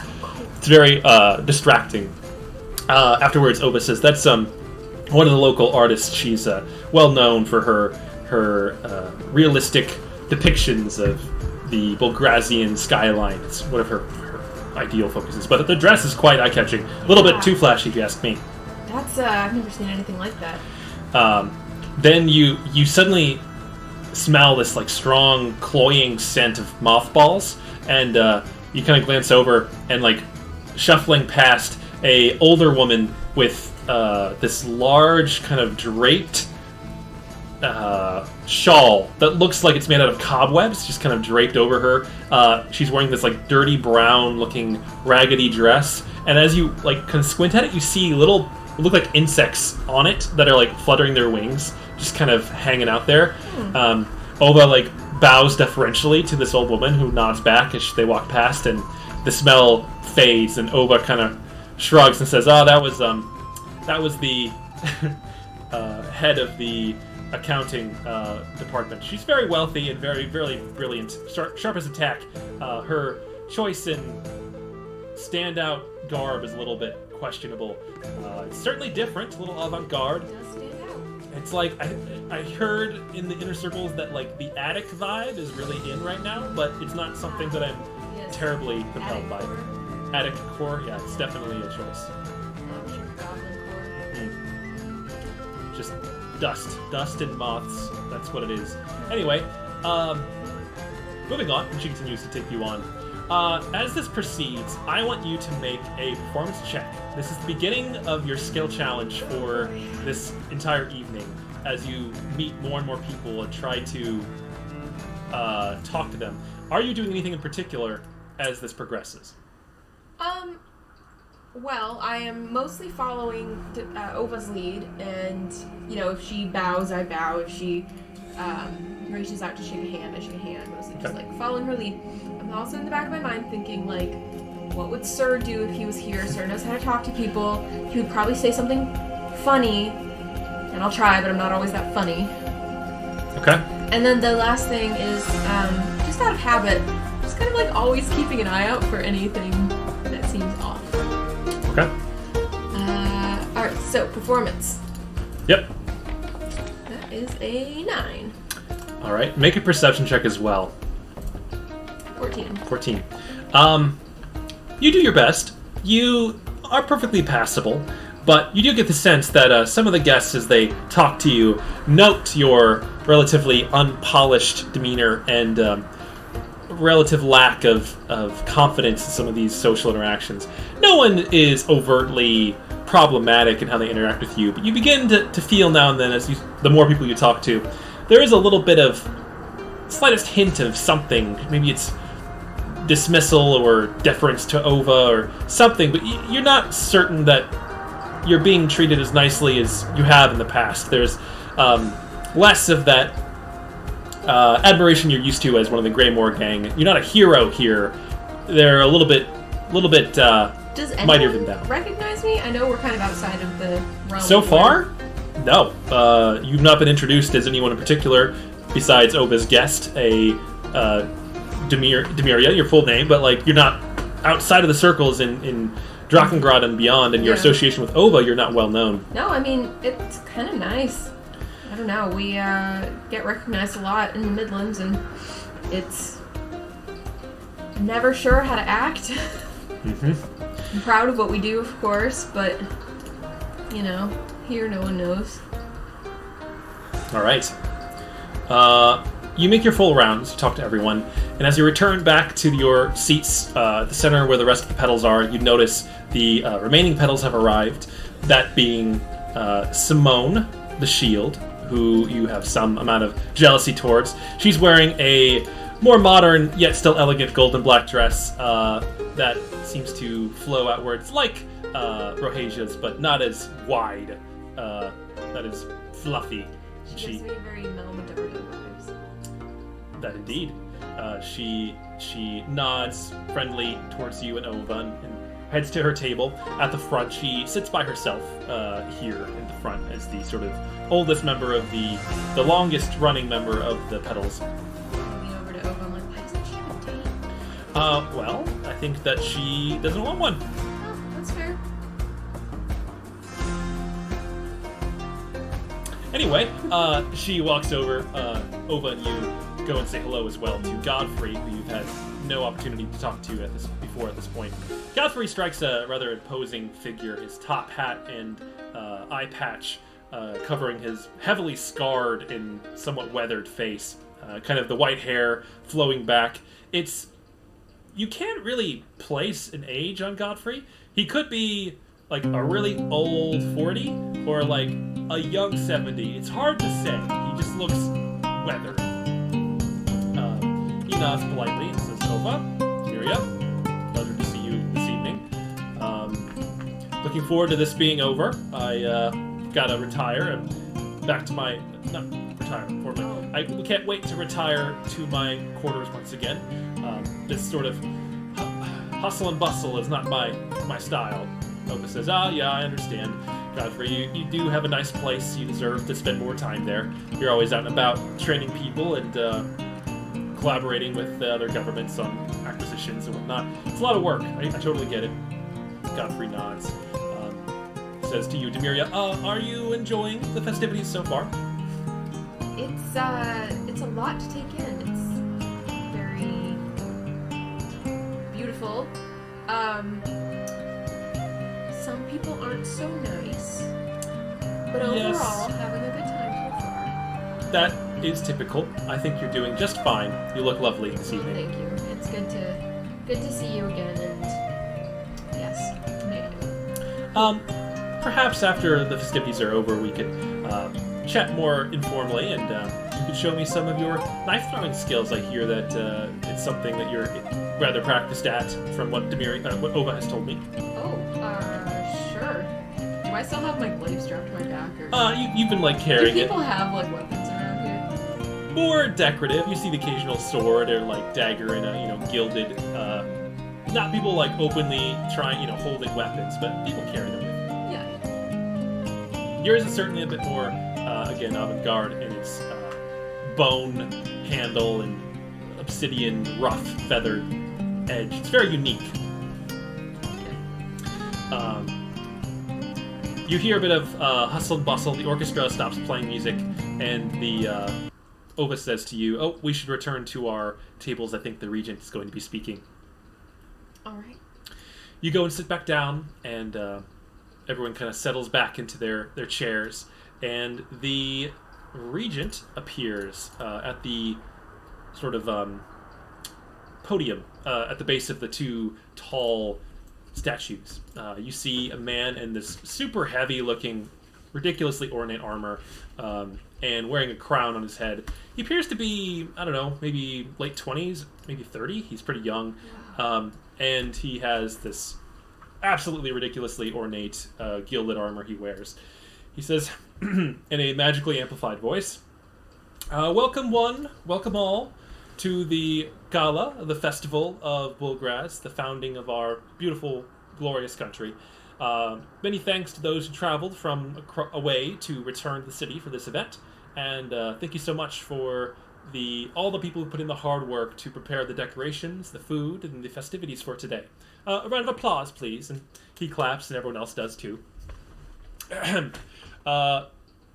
Well, I don't want to keep anyone from enjoying tonight's activities. I have nothing too substantial to add. Mainly just that this year was yet another glorious and substantially not wealthy, profitable year for the efforts of our capital, and many thanks to all of you who contributed in your own ways to the continued bounty and wealth of our country. More clapping. Anyway, continue as you were. Continue to socialize, enjoy the music. We will have dancing soon, but first, let's enjoy a meal. Bring out the food. Let no one stand in the way of enjoying this feast. He claps his hands. The dinner has begun. You return to your seat. You get comfortable. And servers, rolling large steaming carts, go out and begin to serve everyone this extravagant meal. It is 7 courses over the next hour. And you are served salad, soup, some kind of roast meat with like extravagant sauce upon it, a decadent 4-layer slice of some kind of pastry with like filling, like vegetable filling, a delicious pasta dish with some kind of clam sauce, and then it's 2 separate desserts and a small glass of wine for every single one of these that varies in its color and flavor. You sit there and enjoy the meal with Ova for the next hour and a half and chat. What do you talk about? What do you think about in this time? Well, Dhamiria is very self-conscious about the fact that she doesn't really know how to eat fancy dinners. So at first she's gonna be like, Ova, why are there 6 forks?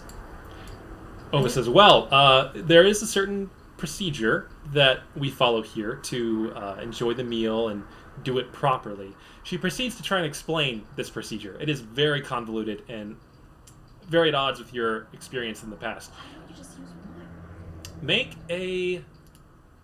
You can pick history, perception, or insight check to learn this procedure from Ova such that you can actually do it correctly. History, perception, or insight? Yeah. Let's do perception.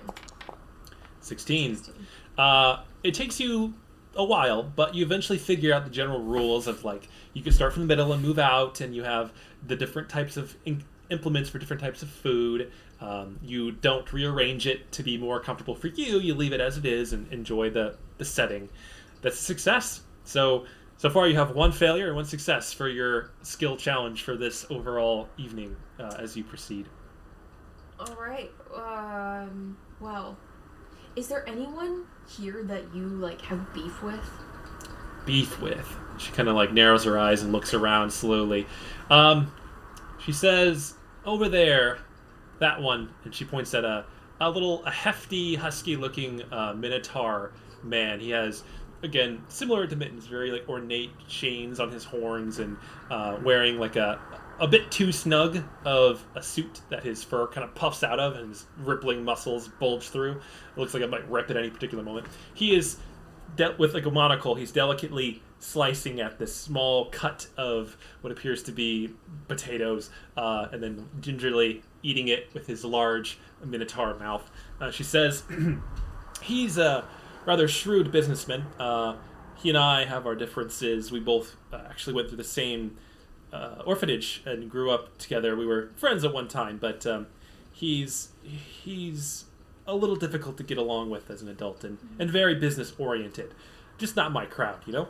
We don't really have beef, and that's probably an insensitive thing to say in particular given his heritage. But he is he's not the type that I would introduce you to. Let's just say that. That's fair. Well, his name is Gustavo, by the way. if you need a good insult, or maybe he needs to be roughed up a little, just let me know. That could be fun. Potentially bump him into the punch, so to speak. The porridge. We'll see. We'll have to think about that. I want to be on my best behavior, but if I can pull it off, that would be fun for me. Dhamiria is like getting progressively like more tipsy, given her elven heritage and the amount of wine that is being consumed. It's true. I was going to say, next up, I want you to make a Constitution saving throw as your 3rd check of the evening as we head into the post-dinner phase. Con save. 24. 24. 24. That'll do it. You do feel a bit tipsy, but it's just the right amount of tipsy. You're not impaired in any way. You feel the cumulative decadent foods and wine taking their toll. So 2 successes, 1 failure. Great. The orchestra strikes up again, and as the dinner subsides, Oba says, well, this is typically the time where people begin to dance. The pedals are generally expected to be leaders in this space. Would you care to join me on the dance floor? Oh my gosh, Oba, I don't know how to dance. That's okay. I can show you. I promise it'll be fun. Okay. Should I be in tactical mode or sport? Sport mode, or sporty mode. This would be the appropriate time for that, I think. Okay, I'll clack my heels together. Okay. You change up your dress, and Ova escorts you out to the dance floor, where she leads you to the very center. You glance around. There's a few different groups dancing here. You notice, in fact, Gustavo has arrived with another Minotaur woman, and they are clomping about in the corner elegantly. People dropping things on the roof. Ova takes you to the center, and she grabs you by the hands and says, all right, now just follow my lead. It's pretty simple. We have a simple step procedure, and then she starts walking you through it. You try your best to follow and do what she tells you to do. I want you to make a acrobatics or performance check, your pick, to pick up on it. The longer it goes, the more you realize it's very similar to your practice forms, but it's just a different kind of performance. Okay, I'm gonna do acrobatics. 17. 17. Yeah, that's a success. It takes you a little bit, but she's keeping it simple. You begin to dance properly, following her lead, doing the basic movements, and it's actually quite fun. You find yourself really hitting a rhythm of the movements. Once again, just like you've been trained before, growing up these battle forms that you're used to training with and practicing over and over again. Not too dissimilar, and you're able to pick it up. Once you feel comfortable and you're actually enjoying yourself, she says, How about that bump into Gustavo? It would be kind of nice to trip him up for a moment, even if we could do it carefully. What do you think? Do you think we could pull it off? Dhamiria wiggles her eyebrows and is like, I think we can pull it off. What do you think? She begins to slowly lead you over in his direction. Let's dance over in that direction. And then I'm gonna click my heels back into heel mode. Okay. Gain a couple inches in height. And maybe you twirl me out, and I, happen to step on the foot of his date, and in doing so, I fall back into him. Maybe. That seems kind of obvious, though. Don't you think that maybe we could do that without being so direct? Unless you think that's the best plan. I'm fine with that. What do you think? I don't know. I was thinking maybe, somehow put something in their path that they trip over, or bump into a table and have it knock off a glass of wine onto his shirt or something. Something a little bit less direct than physically running into them. Okay, so no physical assault. Right. Well, let's see. I'll say you're currently kind of dancing over by the piano at the moment, and Gustavo is there. Yeah, I will. Are there glasses of wine? Yeah, standing on various tables near the table and near the piano, and there's one on top of it for now. It's more decorative than anything at the moment. Okay, I'm going to grab it, and I'm trying to see if there's any actual functional things I can do here. No, there's nothing mechanical on the battle map. This is just for fun. I'm asking you, just to be creative. How would you sabotage Gustavo's dancing experience with a glass of wine while you dance around or near him in a way that's not easily traceable? Okay, we're going to be pretty close to him. Okay, where is he? Which one is he? We'll just say he's this couple. Okay, that one? Mm-hmm. Okay, So I grab the wine as we're twirling past it, and then I'm going to take a swig of it, and then because I'm very sneaky, because I'm a rogue, partially. Mm-hmm. I want to sneak attack him with the glass of wine. Okay. So try to so take a sip of it, and then kind of obscuring the fact that I have it with my body as we're turning around. As we turn, I will quickly dump it on his shoulder and then disengage and hide it under my cape. Give me a sleight of hand check. Okay. As you attempt to, with a elaborate spin flourish, dump the wine onto Gustavo from behind and then hide the wine glass in such a way that he wouldn't notice that you were the one who did it. Mm-hmm. Okay. You said sleight of hand? Mm-hmm. Oh, no. Ova is also going to roll as she attempts to spin you in such a way to assist. So I'll give you advantage on that check. Okay. This is a two-person effort. And I'm also going to try to time it so that other couple that is dancing around them is close in proximity to Gustavo at the same time. Oh, not 13. Much better. 13. So where's Sir with the inspiration when I need it? Not present. As you splash the wine and then quickly spin away, Gustavo splutters and whips around, glancing back and forth between you, Ova, and this other couple that's closer. They look at him in like confusion, like what?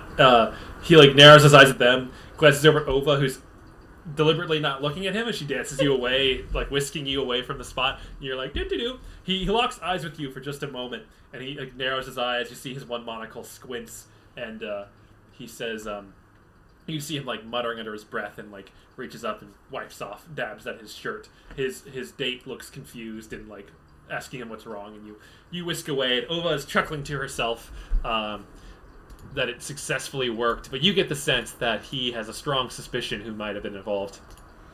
Was that fun, Ova? It was fun for me. I hope it's fun for you. Can we?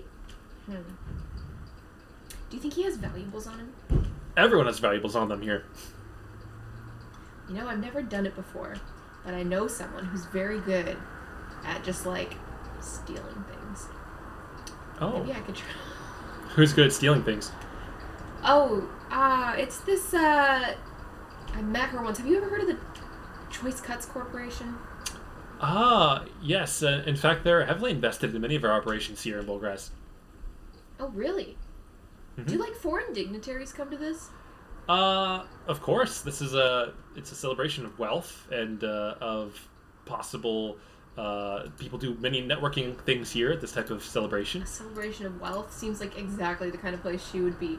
I'm gonna just look around and see if I see pork Make a perception check with advantage. 18.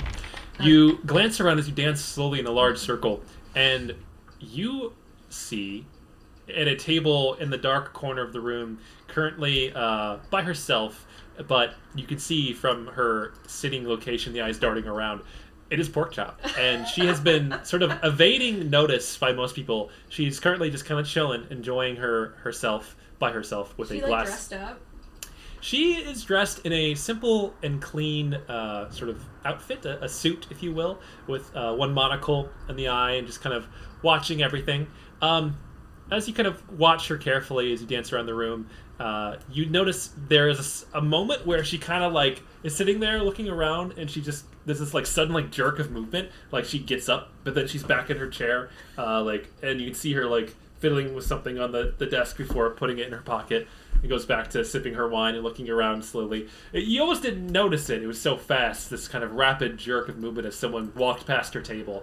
But you noticed Porkchop there. I'm gonna be I want to introduce you to someone whenever we're done with the dance here. Oh, it says, certainly, I'll look forward to it. If you have some other connections here, I'd love to meet them. You finish the dance. You succeeded on your dance, so that's 3 successes. You failed on your stealthiness to sabotage Gustavo without drawing suspicion on Ova, so that's 2 failures, so 3 and 2. Okay. One more failure and you fail your social quest here. Oh no. Well, this is not Dhamiria's strong suit. All right, let's, Ova, do you know how to get... I'm gonna, like, gesture with my head over to the side of the room that pork chop is on. I'm like, do you know how to get over there? Like, through the hallways or something? Like, so we don't have to crowd across the dance floor? I want to sneak up on her. Oh, okay. She says, probably. I need to... If you want to do that, you're welcome to. You can take a moment to go to the bathroom and go around. She points over to... There's, like, a hallway. There's an outer perimeter ring of hallways that you can walk through to come back into the central room from a different angle. You can go that way. I need to stay here. The regent may announce his proper speech after the dancing is complete in like 10 minutes or so. Do you need me to stay here? No, not for the speech. Just find your way back to me whenever you're done. Okay. All right. I'll like give her a kiss on the cheek. Okay. And then I'm gonna like disappear into the hallway and like All go right. around the way she told me. You sneak around through the backside. You come to the corner, look around the corner. You do notice that, yeah, Porkchop is seated alone, still watching people walk by slowly. Her back is to you at the moment. I'm going to do my best to like try to sneak over to her table and sit down. Okay, make a stealth check. I don't think I can out-stealth Porkchop, but 19. 19. Yeah. Okay, You yeah. approach. You get about 8 feet away, and you're like tiptoeing up in your stealth mode heels. And Porkchop, without moving, you watch her ears like pivot back towards you and like flick once. And she says, I tend to recognize the footsteps of everyone that I've met over my adventuring days. She turns her head. Welcome, Dhamiria. Didn't know you'd be attending tonight. I was like, damn, I was so close too. Yeah, I didn't know you'd be here either. I was surprised to see you. I'm often on the fence with these sorts of events. They're great networking opportunities, but sometimes, I already have enough connections, and I'm just here to enjoy the experience. Dhamiria like, yeah, I saw you enjoying the experience. Did you now? And she takes a big slurp from her glass. You notice the bottle on the table is, in fact, a Pork and Cork vintage. She brings her own wine to these sorts of events. It seems like that's her preference. And she says, sit. You're here with Ova, I presume. I heard that through the grapevine you were going to be together. Yeah. She brought me. It's a lot. It's exhausting. Rich people are kind of boring. Well, depends on your perspective. I think they're actually quite fun. She looks at you with a mischievous expression and says, can you keep a secret? She looks around. She holds up a bag and opens it, the drawstring bag. Inside you see probably 30 or 40 objects of various significance, rings, decorative jewelry and bracelets and necklaces, all piled up. She says, I've been building my collection this evening. That's the real reason why I came. These sorts of events are prime opportunities for these sorts of fun things. I'm gonna raise my eyebrow and be like, well, I have no problem with this, just don't steal from my girlfriend. That's fair. Speaking of, though, I'm gonna lean in. And I'm gonna, see if I can find Gustavo in the crowd again. Okay. Do I see him? Yeah, you see him. He's across the room. He's watching you. You see he's, actively watching from across the room and glaring at you and glaring at Ova and just sort of, watching, adjusting his monocle. You see that guy? Which one? The Minotaur. Yeah, the grumpy-looking one with the ugly monocle. Can you teach me how to steal? I want to try to... I don't want to, ruin his night, but I kind of want to ruin his night a little. Uh-huh. Sure. I don't think I have time to teach you how to steal tonight, but maybe later. I was going to leave soon anyway. I've got what I came for. But if you want, I can take a swing around and pay him a visit as well. Yeah, you should do that. The monocle does look nice. You could steal the monocle off his face? Well, it's been a while since we tried something that audacious, but with a little bit of extra help, I could probably do it. I would be very impressed to see it.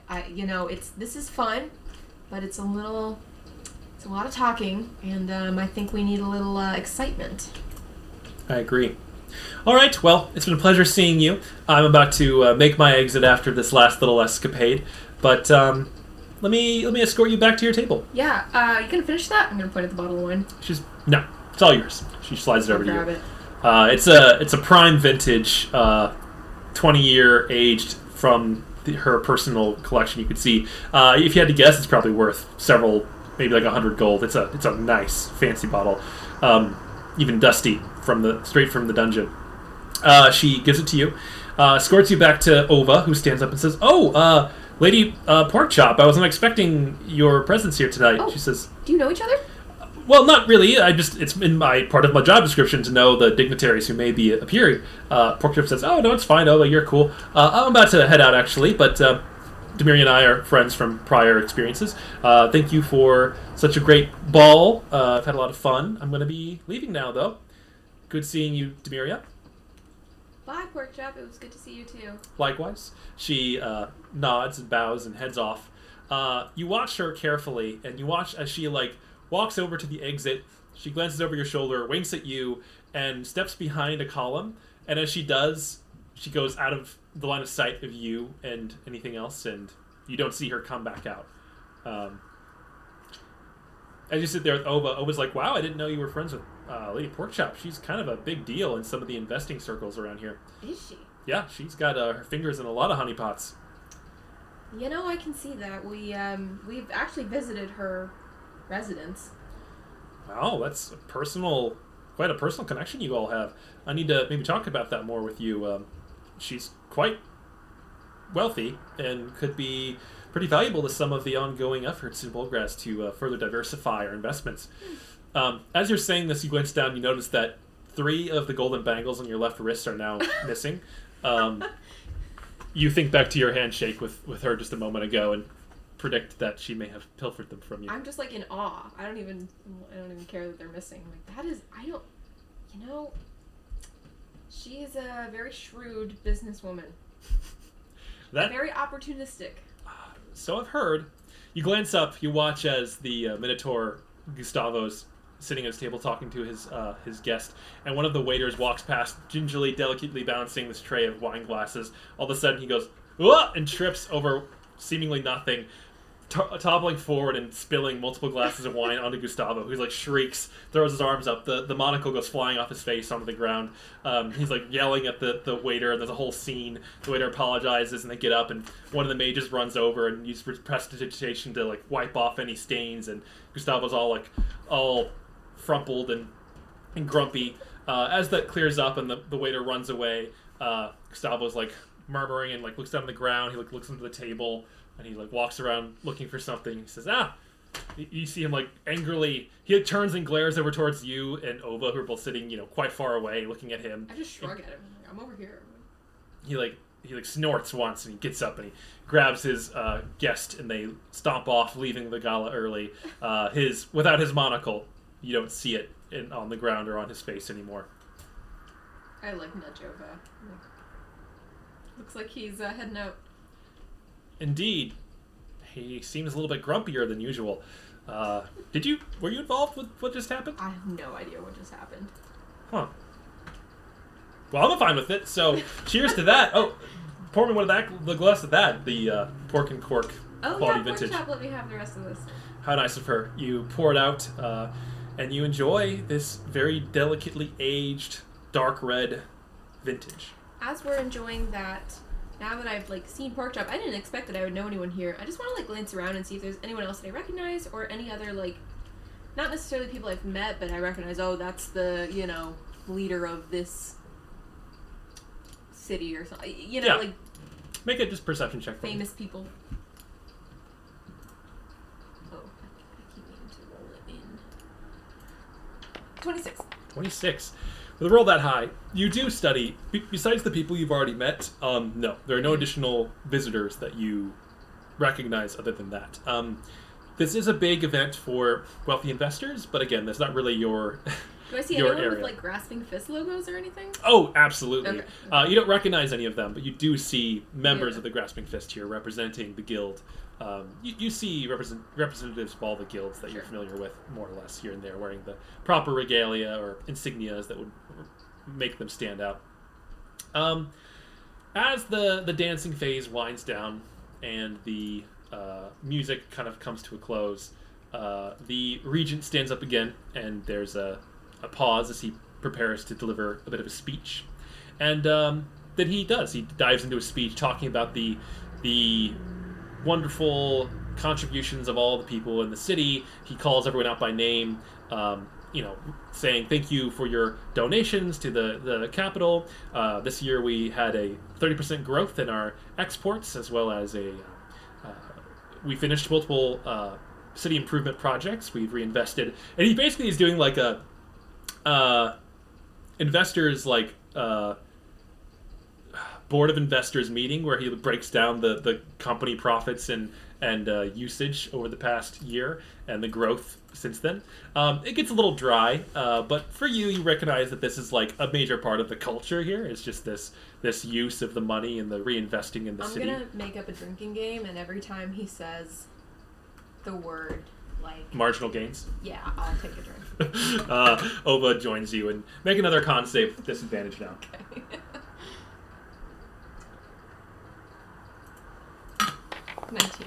19.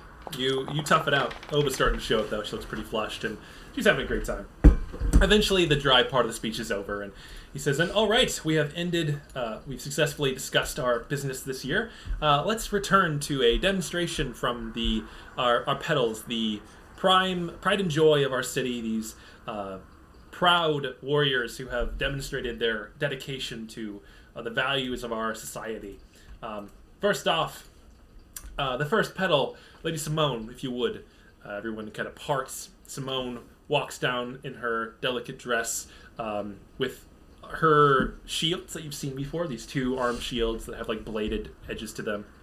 And she steps in the center of the ballroom and nods to the regent, nods to everyone, and begins to go through what you recognize as sort of a battle form progression series.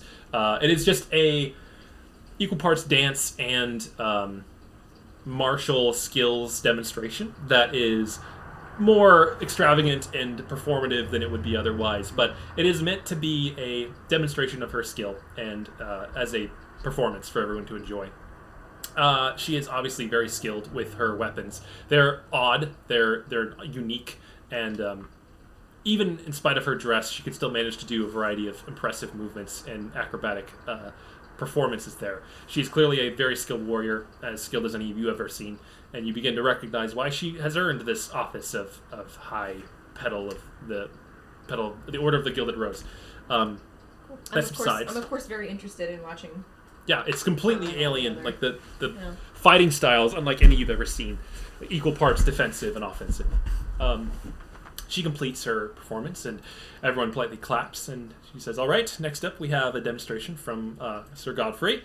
The loosed arrow, please set forth the range." They set up a bunch of dummy targets, and you see, archery targets, you see bottles and other stuff. Godfrey gets up and walks across the room, standing opposite it, and stands there relaxed, looking over to all the targets. He nods to the regent, and then in a rapid flurry, he shoves his hands into the sides of his suit coat, pulls out these two revolvers, and in about a split second of 6 seconds, he just goes and shoots down everything across the board with pinpoint accuracy. They all explode into shattered glass and puffs of hay and smoke. He swirls them once, puts them away, reaches in, pulls out two more revolvers, and then takes up the top row with every single bullet. So in a matter of 10 seconds, he takes out 20 or so targets with pinpoint accuracy, not wasting a single bullet. As the smoke and the ringing noises clear out, he tucks them away, bows in a flourish, and walks back to his seat as if nothing had happened. And there's a stunned silence of people just kind of watching, and then everyone kind of cheers and claps. He's like night and day compared to Simone. Simone was very deliberate, performative. He's like, fine, let me just hit it as hard as I can and be on my way, which is equally impressive but in a different style. Everyone will cheer, of course. Everyone cheers. And then proceeding as well, Maynard goes forth. He performs. As he goes to the front, he rips off the sleeves as predicted and proceeds to perform a series of lifting performances. He walks across the stage on a handstand, does a leap up, and performs a series of physical feats that are obviously difficult to do. He's surprisingly, almost disturbingly flexible, and his ability to be both quite strong and ambidextrous. He performs a lot of almost contortion-style movements before diving straight into strength performances. Like all very big rocks and stuff. Yeah, exactly. Like heavy rocks that like small statues that are beyond most people. You're certain that you could probably do it if you had the right preparation and time, but it's his style that comes through. It's not just the form of it. Everyone cheers as well, and then Rohasia goes forth. They put up a series of tiny candles, like in a large array, and she stands in the center of it and doesn't move, but she holds her hands out, and dropping from her hands on chains are two large decorative cannonball-like objects, and she proceeds to spin them around her head and get them swirling. They're quite uncomfortable in that they look very heavy and they spin very quickly, and then she proceeds to throw them out, chains flying as these large masses go flying out and put out the individual candles one by one in sequence with the utmost precision. The skill required to handle this complicated kind of weapon would be beyond you, for sure. You're not certain how she does it, but it's a combination of very high control and practice, to be sure. Amazing. All without moving from her spot. She stands there primly in her large flowing ballroom dress and does this all with her arms. Her performance complete. Oba says, "All right, I'm up." She gets up. I'm gonna clap, and as she gets up, I'm gonna smack her ass as she walks to the table. You do so. The nearest person seating sees it, and they kind of gasp in horror, but no one else notices. Opa goes down, and she's handed a gargantuan battle axe that's like gilded gold and silver, completely impractical, but as showy as can be. And she hefts it on one shoulder and nods to the regent and goes up to a series of trees, like tree trunks that are brought up, and in the series of deliberate swings, she cleaves them all in half or lengthwise, just demonstrating her skill with hitting it just right to crack through it. She then gets a large hammer and proceeds to crush a series of boulders, decorative boulders, and another demonstration of her own skill in hitting the exact weak point to make her way through. All of these demonstrations complete. She returns looking a little bit more winded than she started. Everyone claps and cheers. No one is cheering louder than me. Of course. Make a performance check. 7. You're definitely not... You're cheering as loud as you can, but there are people in here who have trained their voices to be much more loud, and even though you're not the loudest person in the room, Ova knows you're the most genuine, and she is grateful to see you as she returns. Wow, that was so cool. Yeah, she says, I've been practicing that kind of thing for over a decade now, so I hope I'd be pretty good at it. She sits down, the regent gives some more speeches about how wonderful the petals are and how grateful he is for all the things they've done. He says, also, I wanted to thank them for bringing out the relic of Baladeshi, we retrieved recently from the depths of the Mist Wilds on their recent expedition. He points, and you see up on the wall there's like a large relief, a mosaic of tiles of gold and like painted tiles. It looks pretty old, and it depicts what looks like a bunch of elves in a jungle that are riding dragons. It appears to be like some decorative scene.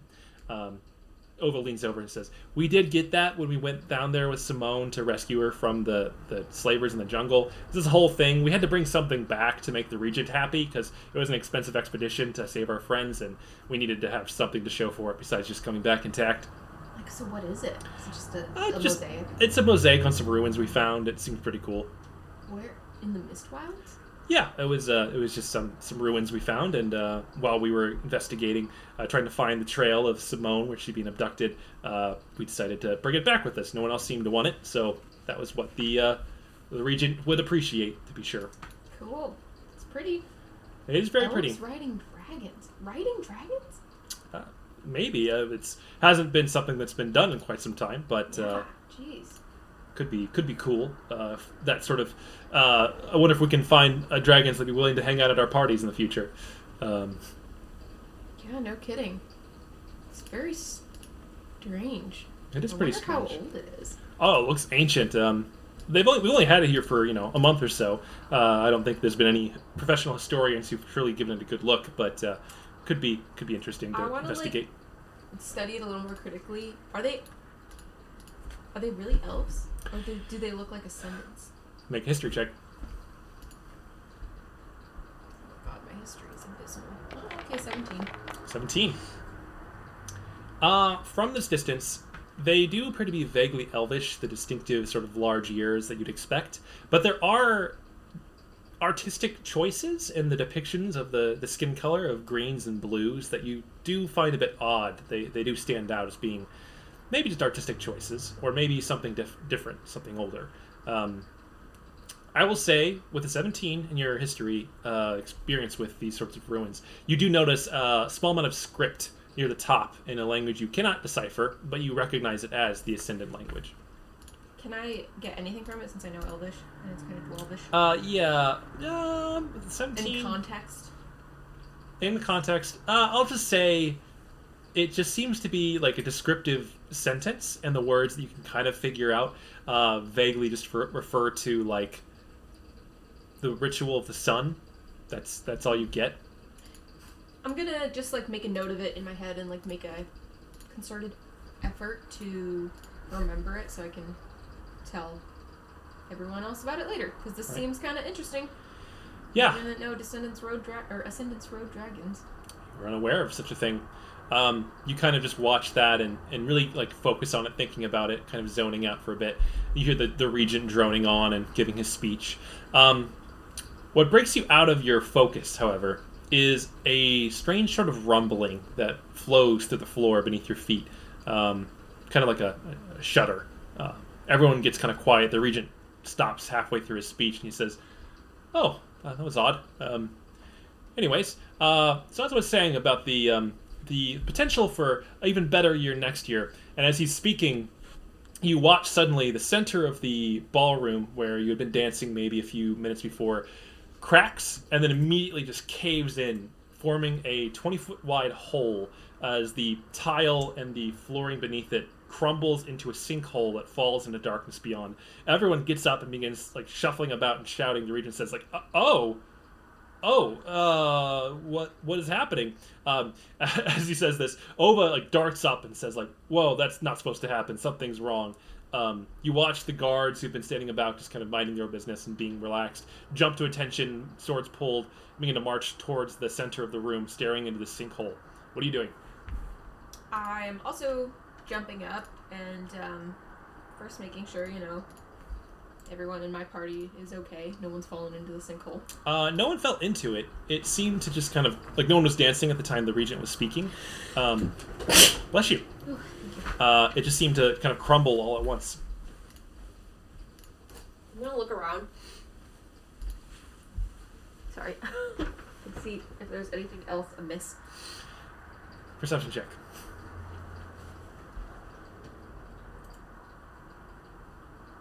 Why did that not roll? Okay, 24. 24. You notice, as you scan everyone around, people are like kind of backing away and looking uncomfortable, except for one person in particular, a normal-looking human, maybe half-elf man, who's standing, eyes transfixed on the hole in the center of the room, and you see that as he's like staring, like one of his eyes is twitching horribly, and you watch blood begin to pour down his face from one of the nostrils. How far away from me is he? He's about 90 feet away. As you notice this, you also notice from the corner of your vision, little tendrils come crawling up from the center of the hole and like wrapping around the edges of it. Something from below is kind of squirming up from the darkness. Like elbow Ova and be like, "This doesn't seem good. I think we need to get everyone out of here." She says, "You're absolutely right." She jumps up on the table and shouts at the top of her voice, louder than you've ever heard her, in a very commanding, insistent voice. She says, "Everybody out, now. Guards, to the regent. Petals, to me." And in a matter of seconds, there's a mad rush as everyone starts to flee the room.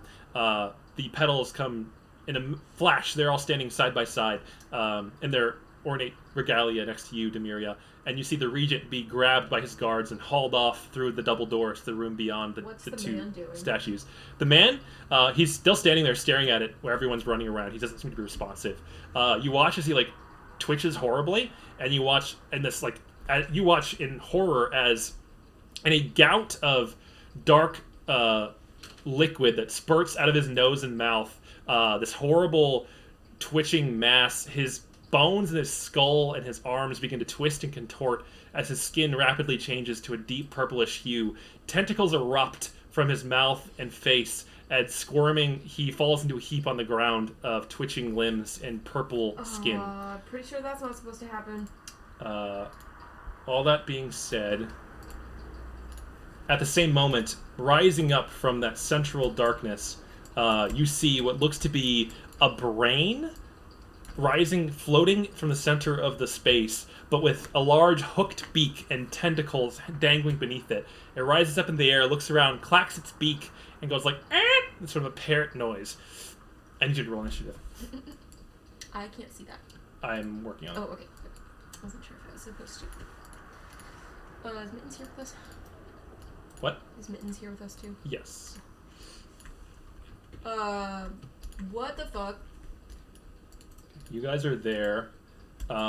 People have rushed out of the room. In a matter of seconds, it's been cleared. And, let me get my music.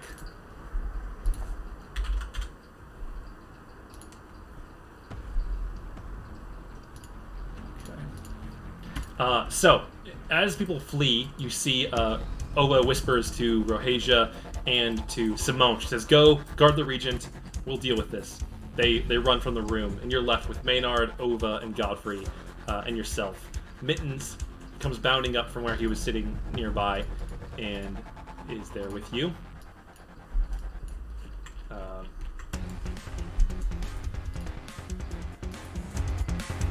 Okay. This thing in the center of the room shrieks again and begins to fly forward. You watch the man on the side of the room slowly stagger up, and you see, glaring at you with glowing yellow eyes from his sunken face, tentacles writhing where his mouth used to be, a creature you've met once before, deep below the Underdark, in the ruins of a destroyed city. A mind flayer stands there, looking at you. Oh, fuck. I need you to roll initiative. I can't. Do it.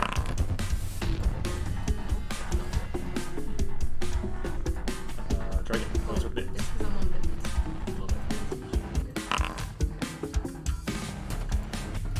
Okay. Ova, they're going to go as well.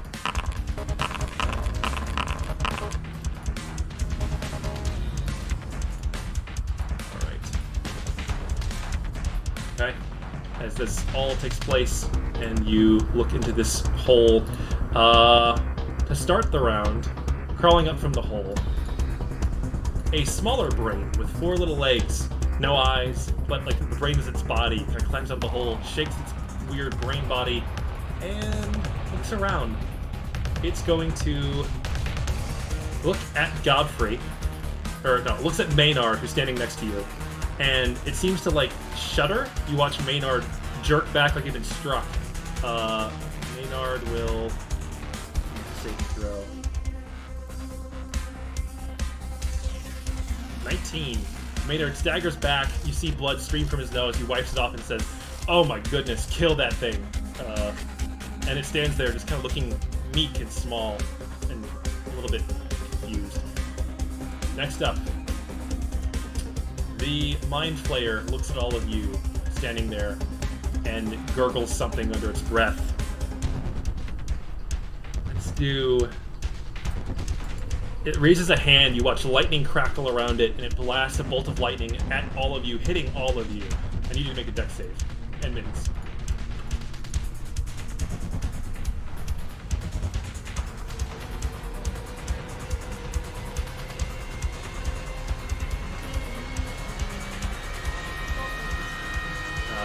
Fails, sadly. I can give him advantage. Are you writing him? Well, I'm not writing him. No, you're right. So, Mins takes 39 lightning damage. I'll do that. And you take half of that, so 19. Yeah, 19 lightning damage. Sadly, the rest of your friends also take that 39 lightning damage. They stagger back as they're badly hurt. Maynard's looking pretty rough. Dang, already? Yeah, he's been hit twice. Okay. Next up, this floating brain beak monster. God, they all get to go first. Yeah, they have high initiative. It comes swirling forward to here. It's going to come after, floating over your head. It's coming at you, Dhamiria. It's in my range. Yep. I can attack. Go for it. I'm gonna attack. Where did all of my... I updated it. It should be on your bar. Okay. So Is that to attack? Yep. So that does the attack and the damage. Each time you click it. Okay, so 15 to hit. That will hit. Okay. 12 damage. 12 slashing damage. Very good. First hit. That stops its movement or whatever, right? Yes. It's your opportunity attack. Speed is 0. Now, it's not your... It is... You get sneak attack on that because it's a hit that's not your turn and you're within 5 feet of a friend. Oh, that's right. So I can get sneak attack every turn, but yeah, only once on your turn. But it's not your turn, so this is a new turn. It's this thing's turn. Okay, yeah, well, might as well. Sneak attack, 10 additional damage. Sounds good. Can you do Wells from the Grave as well?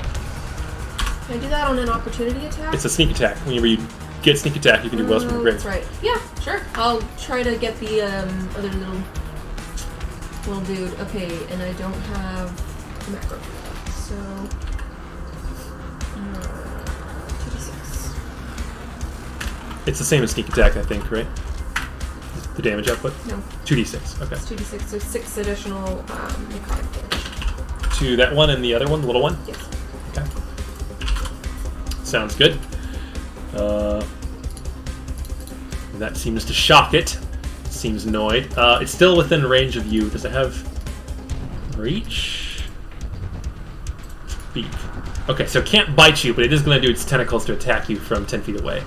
19 to hit you. That hits. You take 5 piercing damage. You make a Constitution saving throw. Alright, 5 piercing. Con save. 24. 24, you're fine. You are grappled, however, as it wraps tentacles around you. Okay. Ova, seeing you get grappled, standing there in her romper suit, she yells, hoists her ornate golden great axe, and will dive at them, attempting to chop through the tentacles that are holding onto you. So let's make a strength check to break that. Yeah, she rips the tentacles off of you, breaking them in half, and says, alright, let's destroy these things before they're a bigger threat to the city. That's her turn. Mittens is going to go. He's going to roar and activate his Eldritch Claws. You watch his paws begin to glow. The gold-plated claws glow a purplish fire, and he slashes at the thing floating above you. It's going to be 2 attacks. So 12 misses, 18 hits for 20 slashing, which badly injures the thing. Nice. Good job, Mittens. Doesn't Mittens get multi-attack too? He attacked twice, yeah. Oh. And it's his turn. He roars. Godfrey is going to whip out his pistol and shoot 4 times at the Mind Flayer across the room. That's going to be... Let's see, the spells doesn't have... Yeah, it's going to cast Shield on itself, making its AC 20, and blocking all of them. All 4 of them hit the shield, but they bounce off, ricocheting away. Godfrey mutters under his breath and says, magic users. Okay, Dhamiria, you're up. Finally. So, I'm no longer grappled? Yes, you're free to move. Okay. Going to first, of course. Oh, wait. Sorry, out of game. I can't cast my spell while I'm raging, right? Yes, you can concentrate, but you can't. You'd have to. I can do one or the other. One or the other. You can concentrate or be raging. Well, we've got a couple different creatures around us here. I'm going to. Let me just read this.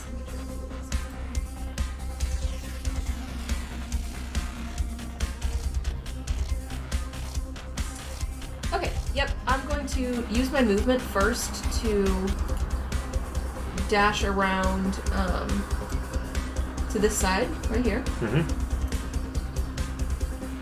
Perfect. And Dhamiria is going to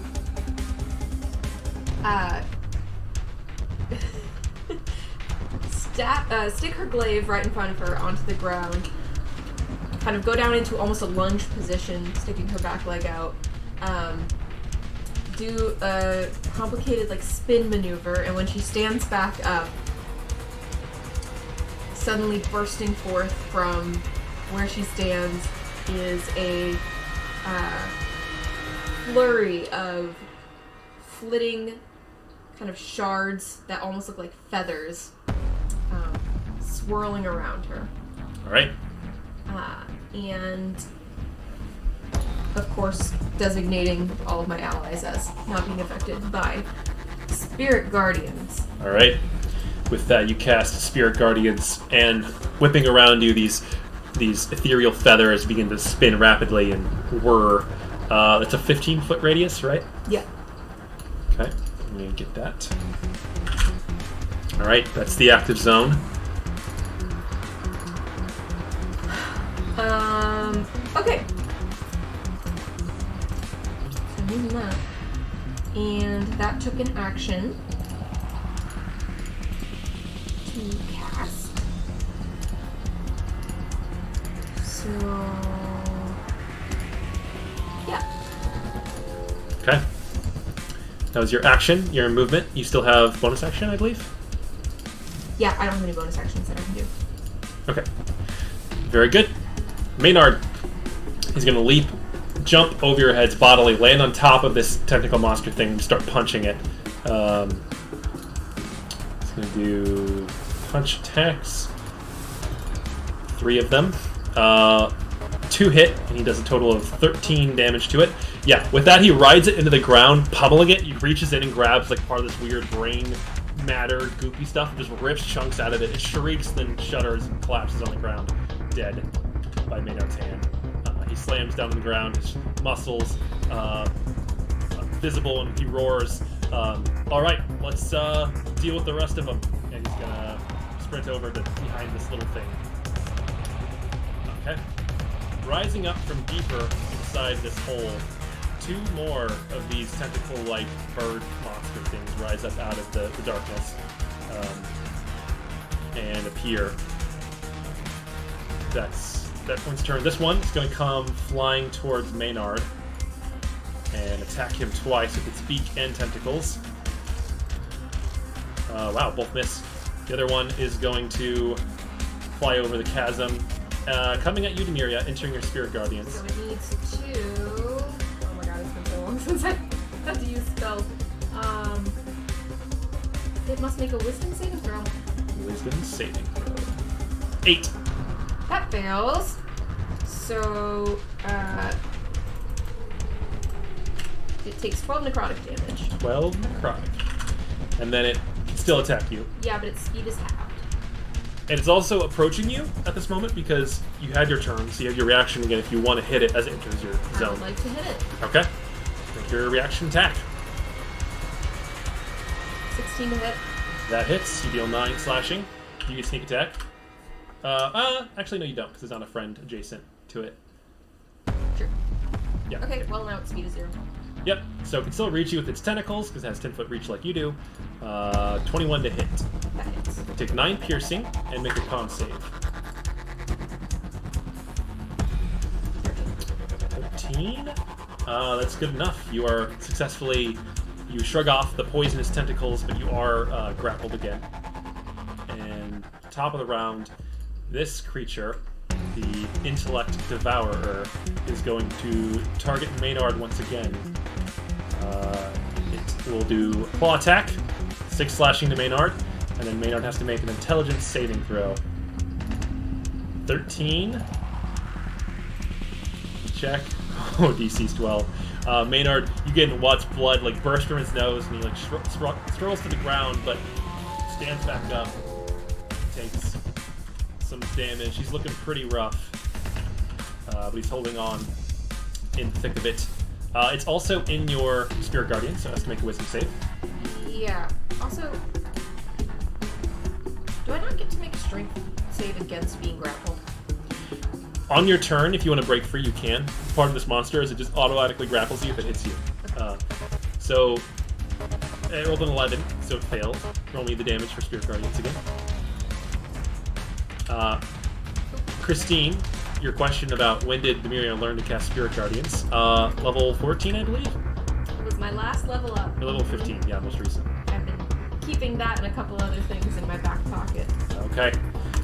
15 is exactly as much health as it had left, so as it's like trying to kill Maynard, it suddenly gets shredded into bits by these ethereal feathers, and it dies, plastered across the ground.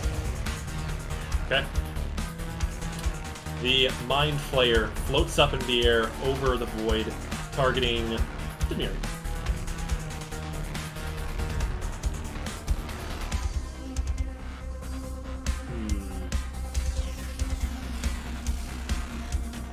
Dhamiria, make a Wisdom saving throw for a charm effect. So I have advantage. Mm-hmm. 21. 21. You feel it reach out and try to grab onto your mind with its Dominate Monster spell. However, you shrug it off, shaking your head and focusing on it. Having no effect. That won't work on me. I know who you are. He's still clothed in like ornate, kind of black and gold, noble clothes for this gala, but they're like drenched in blood, his own, and really a monster now. All right, that's your turn, or that's its turn. Ova is going to dart forward and attack this Grell with her giant great axe twice. Both hit, so 9 slashing damage to the creature. That's her turn. She says, "How you feeling, Dhamiria?" I'm doing okay. Mittens is going to run, jump up in the air, and slash at this thing from... Actually, he's going to stay back here. He has a range of 15 feet with his Eldritch Claws. Yes, he's... Yeah, there we go. That's going to be 2 attacks. 12 and a 9. Not great. The 12 hits, so 10 slashing, the one by Maynard. But that's it. Okay, Godfrey is going to dart to the side, fire off 4 bullets toward the floating one. And let's see. 1, 2, 3 hits for 22 piercing damage. Alright. Dhamiria, you're up. Alright. Grappled still? You're currently grappled. If you use your action to break free, you can. You can always just attack it as well. Yeah, I'm gonna attack. If I can still attack. Yep, you can attack just fine. Alright. 31 to hit. That hits. That's 15 slashing damage. You can sneak attack. Ova's right next to me, so I get sneak attack for an additional 8. And then you could do Wails from the Grave, I guess? Yes, I can. Yep, then 20 feet. So additional 4. Additional 4. That kills it and deals 4 extra to the other one. So you slay that thing, slice through its tentacles, and you're still good. Okay. Then I'm going to use my movement to get over here. Does Spirit Guardians follow me? Yeah, it's centered on you. It's centered on me. You're now... that thing is now in its space. I want to stand on top of the Sure. tentacle there, and I want to attack that one too. Okay.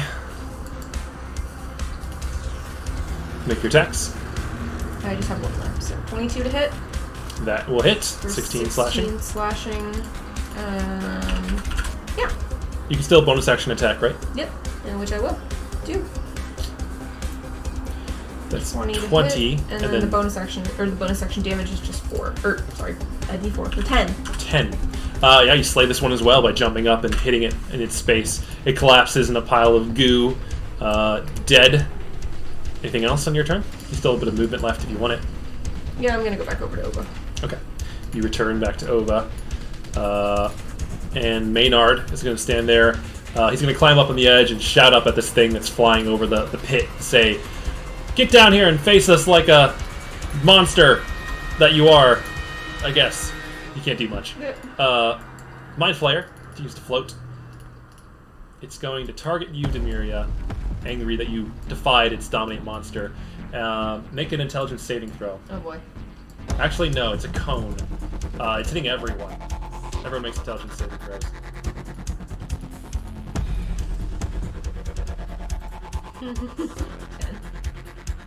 Mittens and Godfrey succeed, but you and everyone else fails. All of you who fail take 24 psychic damage and are stunned for a round. Maynard drops to the ground unconscious. Mittens takes 12 psychic damage. He's on the verge of passing out. Godfrey is awake, but barely. Ova, same. What are you at? I'm down. Yeah, you're fine. It seems to writhe its tendrils in satisfaction at hurting you all so badly. Ova loses her turn. She's stunned. Mittens runs over. He's still alive. He, as an action, pulls out one of his healing potions and drinks it. And then... Potion of... He has 2. Yeah, he's going to give bonus action. He gives one to Maynard as well. He jumps up back from his knockdown.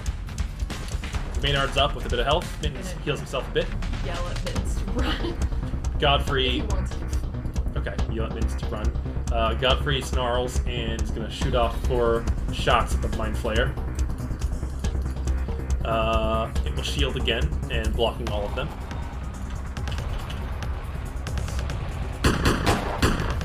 Okay, we have to do something about that one. Dhamiria, you failed, right? I fail. Yes, you're stunned. Your turn passes. Do I lose Spirit Guardians?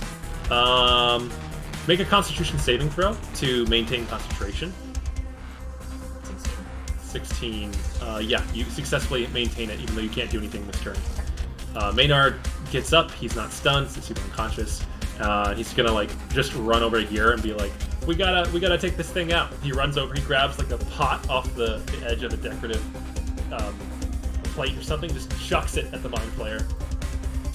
Maybe he does 2 of them. 2 chucked objects. Yeah, both hit the shield and shatter, doing nothing. Okay, it's back. It's gonna target you, Dhamiria, and do a.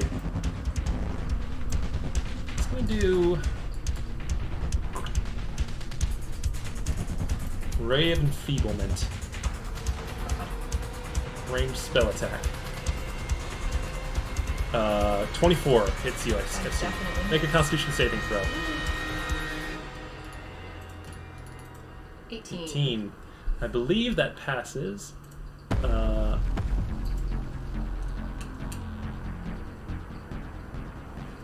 Okay, so for the next round, you deal half damage with any weapons that you're dealing that do strength, but you can do things normally. And then you made the save already, so at the end of your turn, it'll be over. Ova shakes it off and starts running around the side. She grabs her gilded axe and just overhead chucks it as hard as she can at this thing. It's going to be a 16 to hit. It will reaction shield again, blocks it. Hasn't taken damage yet. Mittens will run over to Maynard and say, like, "Get on, we're getting out of here." Maynard's like, "But we have to." Mittens says, "No, I don't care. This isn't the best route." He grabs Maynard in his teeth, throws him up on his back, and together they ride out of here, fleeing the space. Mittens running at full speed. Maynard and Mittens are out of the danger zone and out of the combat. Okay. Maynard, move. Mittens, remove. Godfrey steps over to the side, stays in your Spirit Guardians, targets it, shoots 4 times.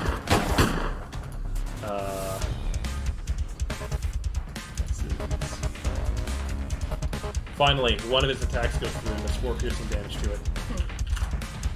He says, "That thing is so well shielded, we have to hit it." Dhamiria, your turn. Alright, I am...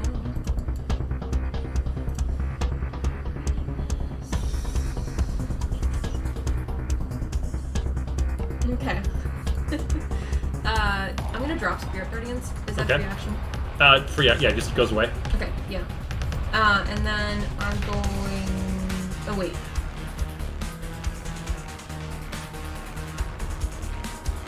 No, I'm keeping that up. Okay. Okay, so Spirit Guardians is still up for that. Yep. I'm using my bonus action. Something else. Dhamiria is going to hold out her, hold out Dark Feather, and once again slam it on the floor and shout the name of the Raven Queen, and transform this glaive into a scythe. And as she does so, massive black raven's wings erupt out of her back. And she is going to... That was my bonus action. Mm-hmm. Going to... Yeah, you get there. Yeah. Easy. Going to fly over. Trailing black feathers, you fly across the open space, straight at this thing's face, wielding your scythe, your now +3 glaive. It's +3. Okay. Okay, make an attack. Its AC is 20. I'm gonna attack recklessly and give myself Okay, advantage. you attack recklessly. Yeah, give yourself advantage. So 30 to 30 hit. to hit. Definitely hits. Well, 32. Or yes. 31, sorry. So add a 1 to the attack and to the damage roll. So 11 slashing on the first hit. Jeez, that was not very... Now, you do 11 slashing. Do you wish to use the additional ability for this attack? Let me read that again just to make sure.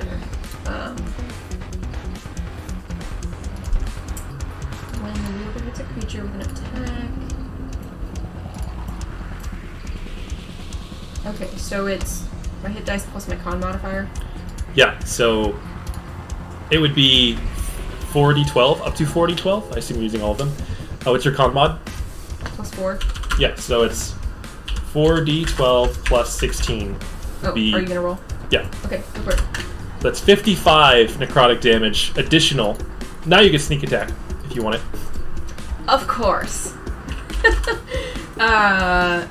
Dhamiria brings down the scythe on this thing's face, dealing 55 necrotic damage, and then does some additional 11 sneak attack Alright. damage. As you raise this thing in the air, like its eyes widen in surprise, and you swing through, cleaving through it. As it swings past, you watch this arc of darkness follow through, cleaving it in half. As its body bisects and begins to fall down into the hole, you feel this like energy leave you, this life energy that you have invested in this attack. You do feel drained, but you successfully watch this thing fall to its demise below you, dealing a total of 77 total damage with one hit. That was only I didn't even get to do my second attack. I know. Dhamira's gonna say that. She's like, damn. I didn't even get to attack again.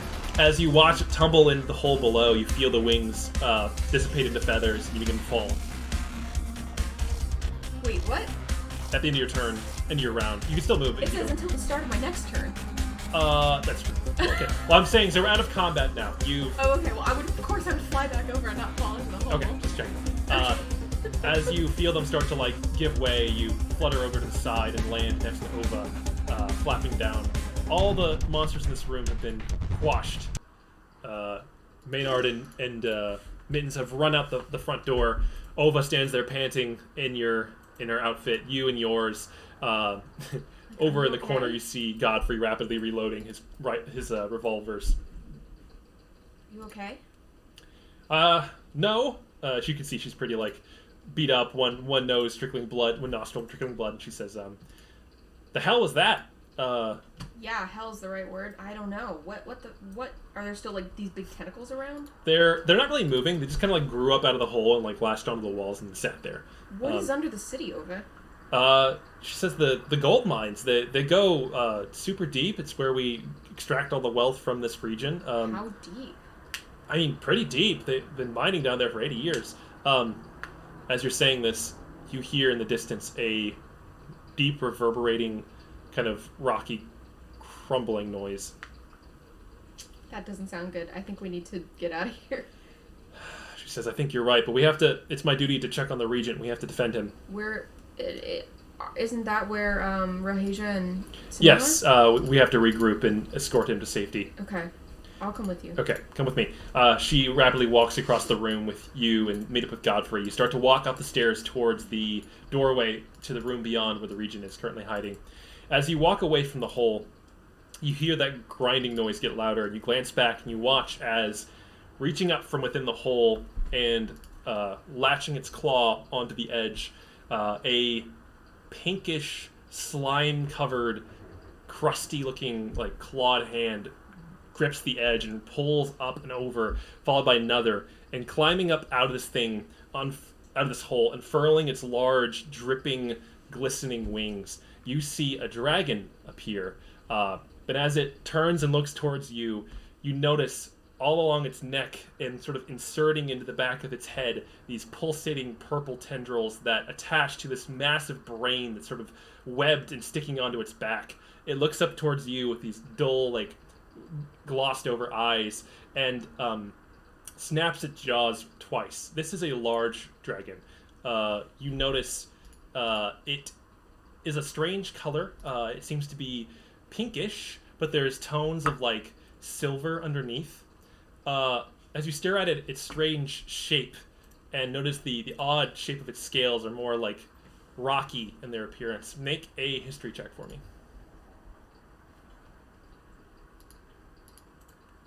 3. Yeah, you... Something about this thing looks vaguely familiar, but you can't quite make it out. As it climbs up fully onto the edge, and all of you watch in stunned silence as it pivots its head around looking, the brain on its back kind of pulsating. It looks up towards the ceiling, and making not a word, not a sound. You would expect it to roar or make some kind of like dragon-like say something. It is utterly silent as it sort of opens its mouth wordlessly, pantomiming words a few times, and then flaps its wet wings that kind of splatter across the ground, flies upward, and just bursts through the ceiling of the dome, flying out into the open sky. That doesn't look good. It flies up, and away, away from the sky, out of sight. You hear distant like shrieks and shouting in the streets as people around the citadel notice this. Oh, it says, I don't know what's going on. Quickly to the regent. You bust the doors, you look down the face of Rohija swirling her cannonballs over her head, and Simone standing there with her shields up, and they put him down. You charge together and regroup around the regent, and he says, what in the world is happening out there? Ova says, there's some kind of incursion. These creatures, I don't know where they're from or what they are, come bursting out of the ground. We think maybe from the mines. There is a dragon back there, and it's just burst through the roof. I don't know what to do. Do you see anything, Dhamiria? Dhamiria's like, the only time I've seen one of those things before. Not the dragon, the mind flayer. It was deep, deep in the Underdark. They're from far away. Underdark, how deep? You say? I like look at the region. I'm like, how deep are you digging? Pretty deep. We need to get to safety. Guards, let's go. They rapidly leave. You all leave this space, skirting around the opening in the middle of the floor, and rapidly flee. The tendrils are still there. They have not come any further. And as you leave the palace, you look up to the sky. In the very far distance, you can see this shape of this dragon flapping away from the city, seemingly by itself, heading western. It's heading to the west? West, generally, at the moment. As it recedes out of view, you flee with Ova, the regent. They take them down a series of roads and back alleys to what seems to be some kind of stronghold point. They enter the region inn, and everyone takes up a guard, and Ova says to you, all right, this is not what I thought would happen at the end of the evening today. I'm not kidding. We need to regroup somehow. We're going to sit here and wait this out. We're going to go investigate that hole, and if anything else comes out of it, we're going to crush it. But in the meantime, perhaps go back to my apartment, and I'll meet you there later tonight. If anything else happens, I'll send to you through the stone. Tamira's like, hell no, I'm sticking around. You sure?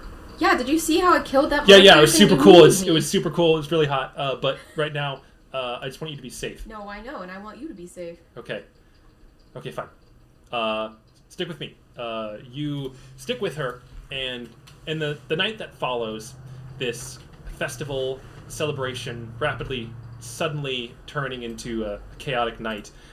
You and Ova run about with the guards and investigate this hole in the ground. They send some mages down with lights and fly spells, and they report back that it descends deep into the earth, deep into the mines, and potentially beyond. They seem to have tunneled up from far, far below. And they see no other traces of more mind flayers or these brain-like creatures. It seems like this dragon in particular seems to have tunneled up on its own and left behind something much deeper. These tentacles are inert; they don't move. They just seem to have grown from the earth itself, and nothing further seems to be happening. And as the night goes on, and eventually the high alert kind of fades, Ova regroups with you and the other petals and says, "I don't know what's happened here tonight.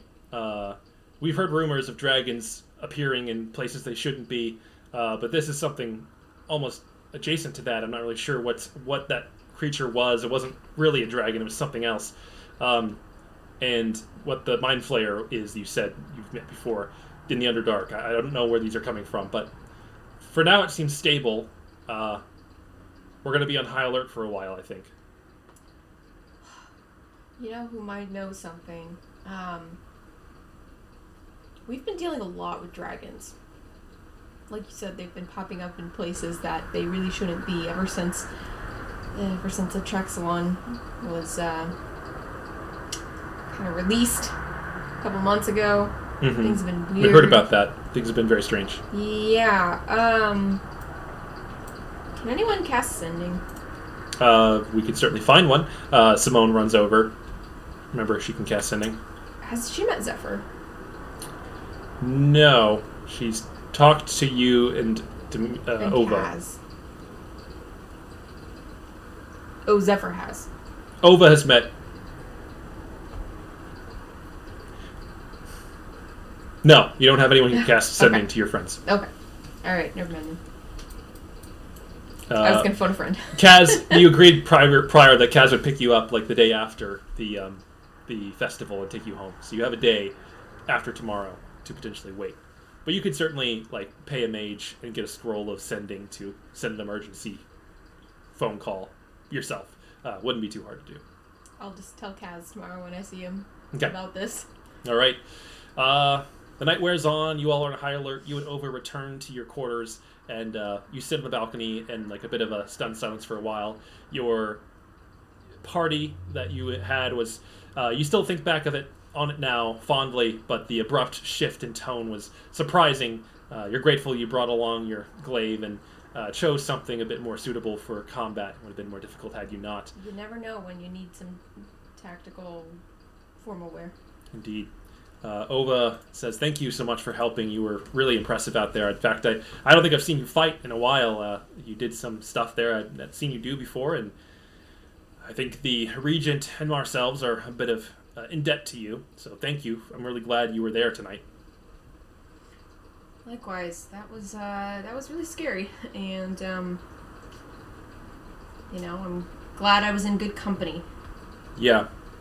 It's a reminder that even though things are nice here and we have a lot of comfort, that other places in the world, they're not. And we can't live in this bubble forever. We do need to remember that we're part of a broader world and take part in it.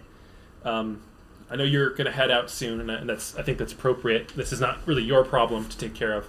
We're going to deal with it. But we'll be keeping in touch, and if you find anything about this strange dragon on your travels, be sure to let us know, and I'll let you know if anything develops here further.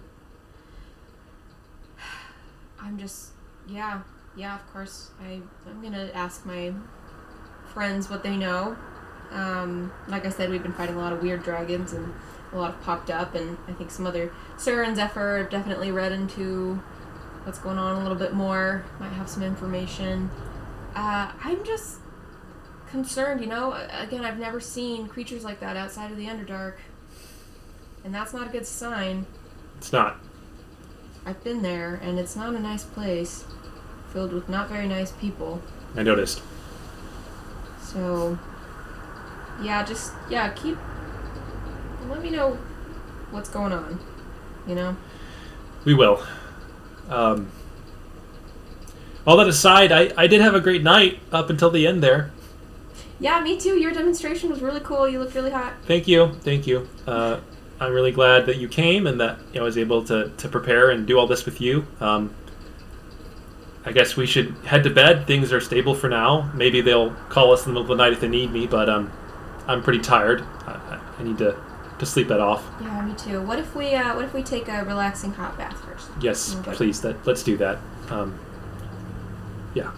I'm assuming Mittens made it back okay. Yeah, Mittens is here he was waiting for you all here. You regrouped here. Maynard was with him, and he thanked you for your help and contributions, and he trotted off to do his own business.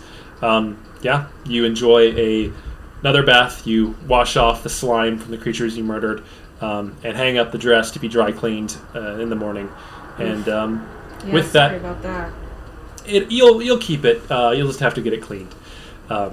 And you rest up. You head to bed a little shaken, but you choose to focus on the positive elements of your experience up until the end, and remind yourself that it's difficult for an adventurer like you to truly settle down and be at rest until these threats, these strange dragons, these ongoing problems are really truly dealt with. In an attempt to lighten the mood, I'm gonna you remember the look on Gustavo's face when that wine got spilled all over him? She says, that'll be a core memory for me going forward, that's for sure. Yeah, that was pretty funny. Many thanks to that clumsy waiter. She raises her glass, pours the last of the pork and cork vintage out for both of you to sip on. Cheers. Cheers indeed. And you head to bed to rest up and be picked up by Kaz in the morning to return to your friends and launch back onto the remainder of whatever dangerous quests lie ahead to rid the world of this strange ongoing dragon problem and potentially figure out what happened here in the future. Before I leave the next day, of course, enjoy my last morning with Ova, give her a big hug and a kiss and say, well, I hope I'll see you again soon, but I know we both have a lot to do right now. That we do. We'll definitely do it sooner than we did last time. Yes. I'd like you to come to Nyambani. I will certainly hire a wizard to get me closer. If your friends can get me there directly, that would be great, but I definitely want to come visit at some point. We'll see. My family would really love to meet you. I'm sure they would. I'd love to meet them. Thanks so much again for coming here and being here with me. Travel safe, and until we meet again, I will call you every night. Same. All right. Kaz appears that day. Says that'll be another 100 gold in shock, Dhamiria. Yeah. He seems to not know about the kerfuffle that's been going on. He looks a little bit sweaty, like he's been doing a lot in the past day or two. He says, we have a lot to catch up about. Yeah, we do. Gosh, I need to tell you about this ball. Ball? That sounds nice. Well, there were dragons, Kaz. It's never normal with us. You know that. What? Yeah. Okay, let's get back to the group. We'll talk about it there. He draws the circle. You pay him another 100 gold to pay for the transportation. Yeah. And you give Ova one last hug and kiss goodbye.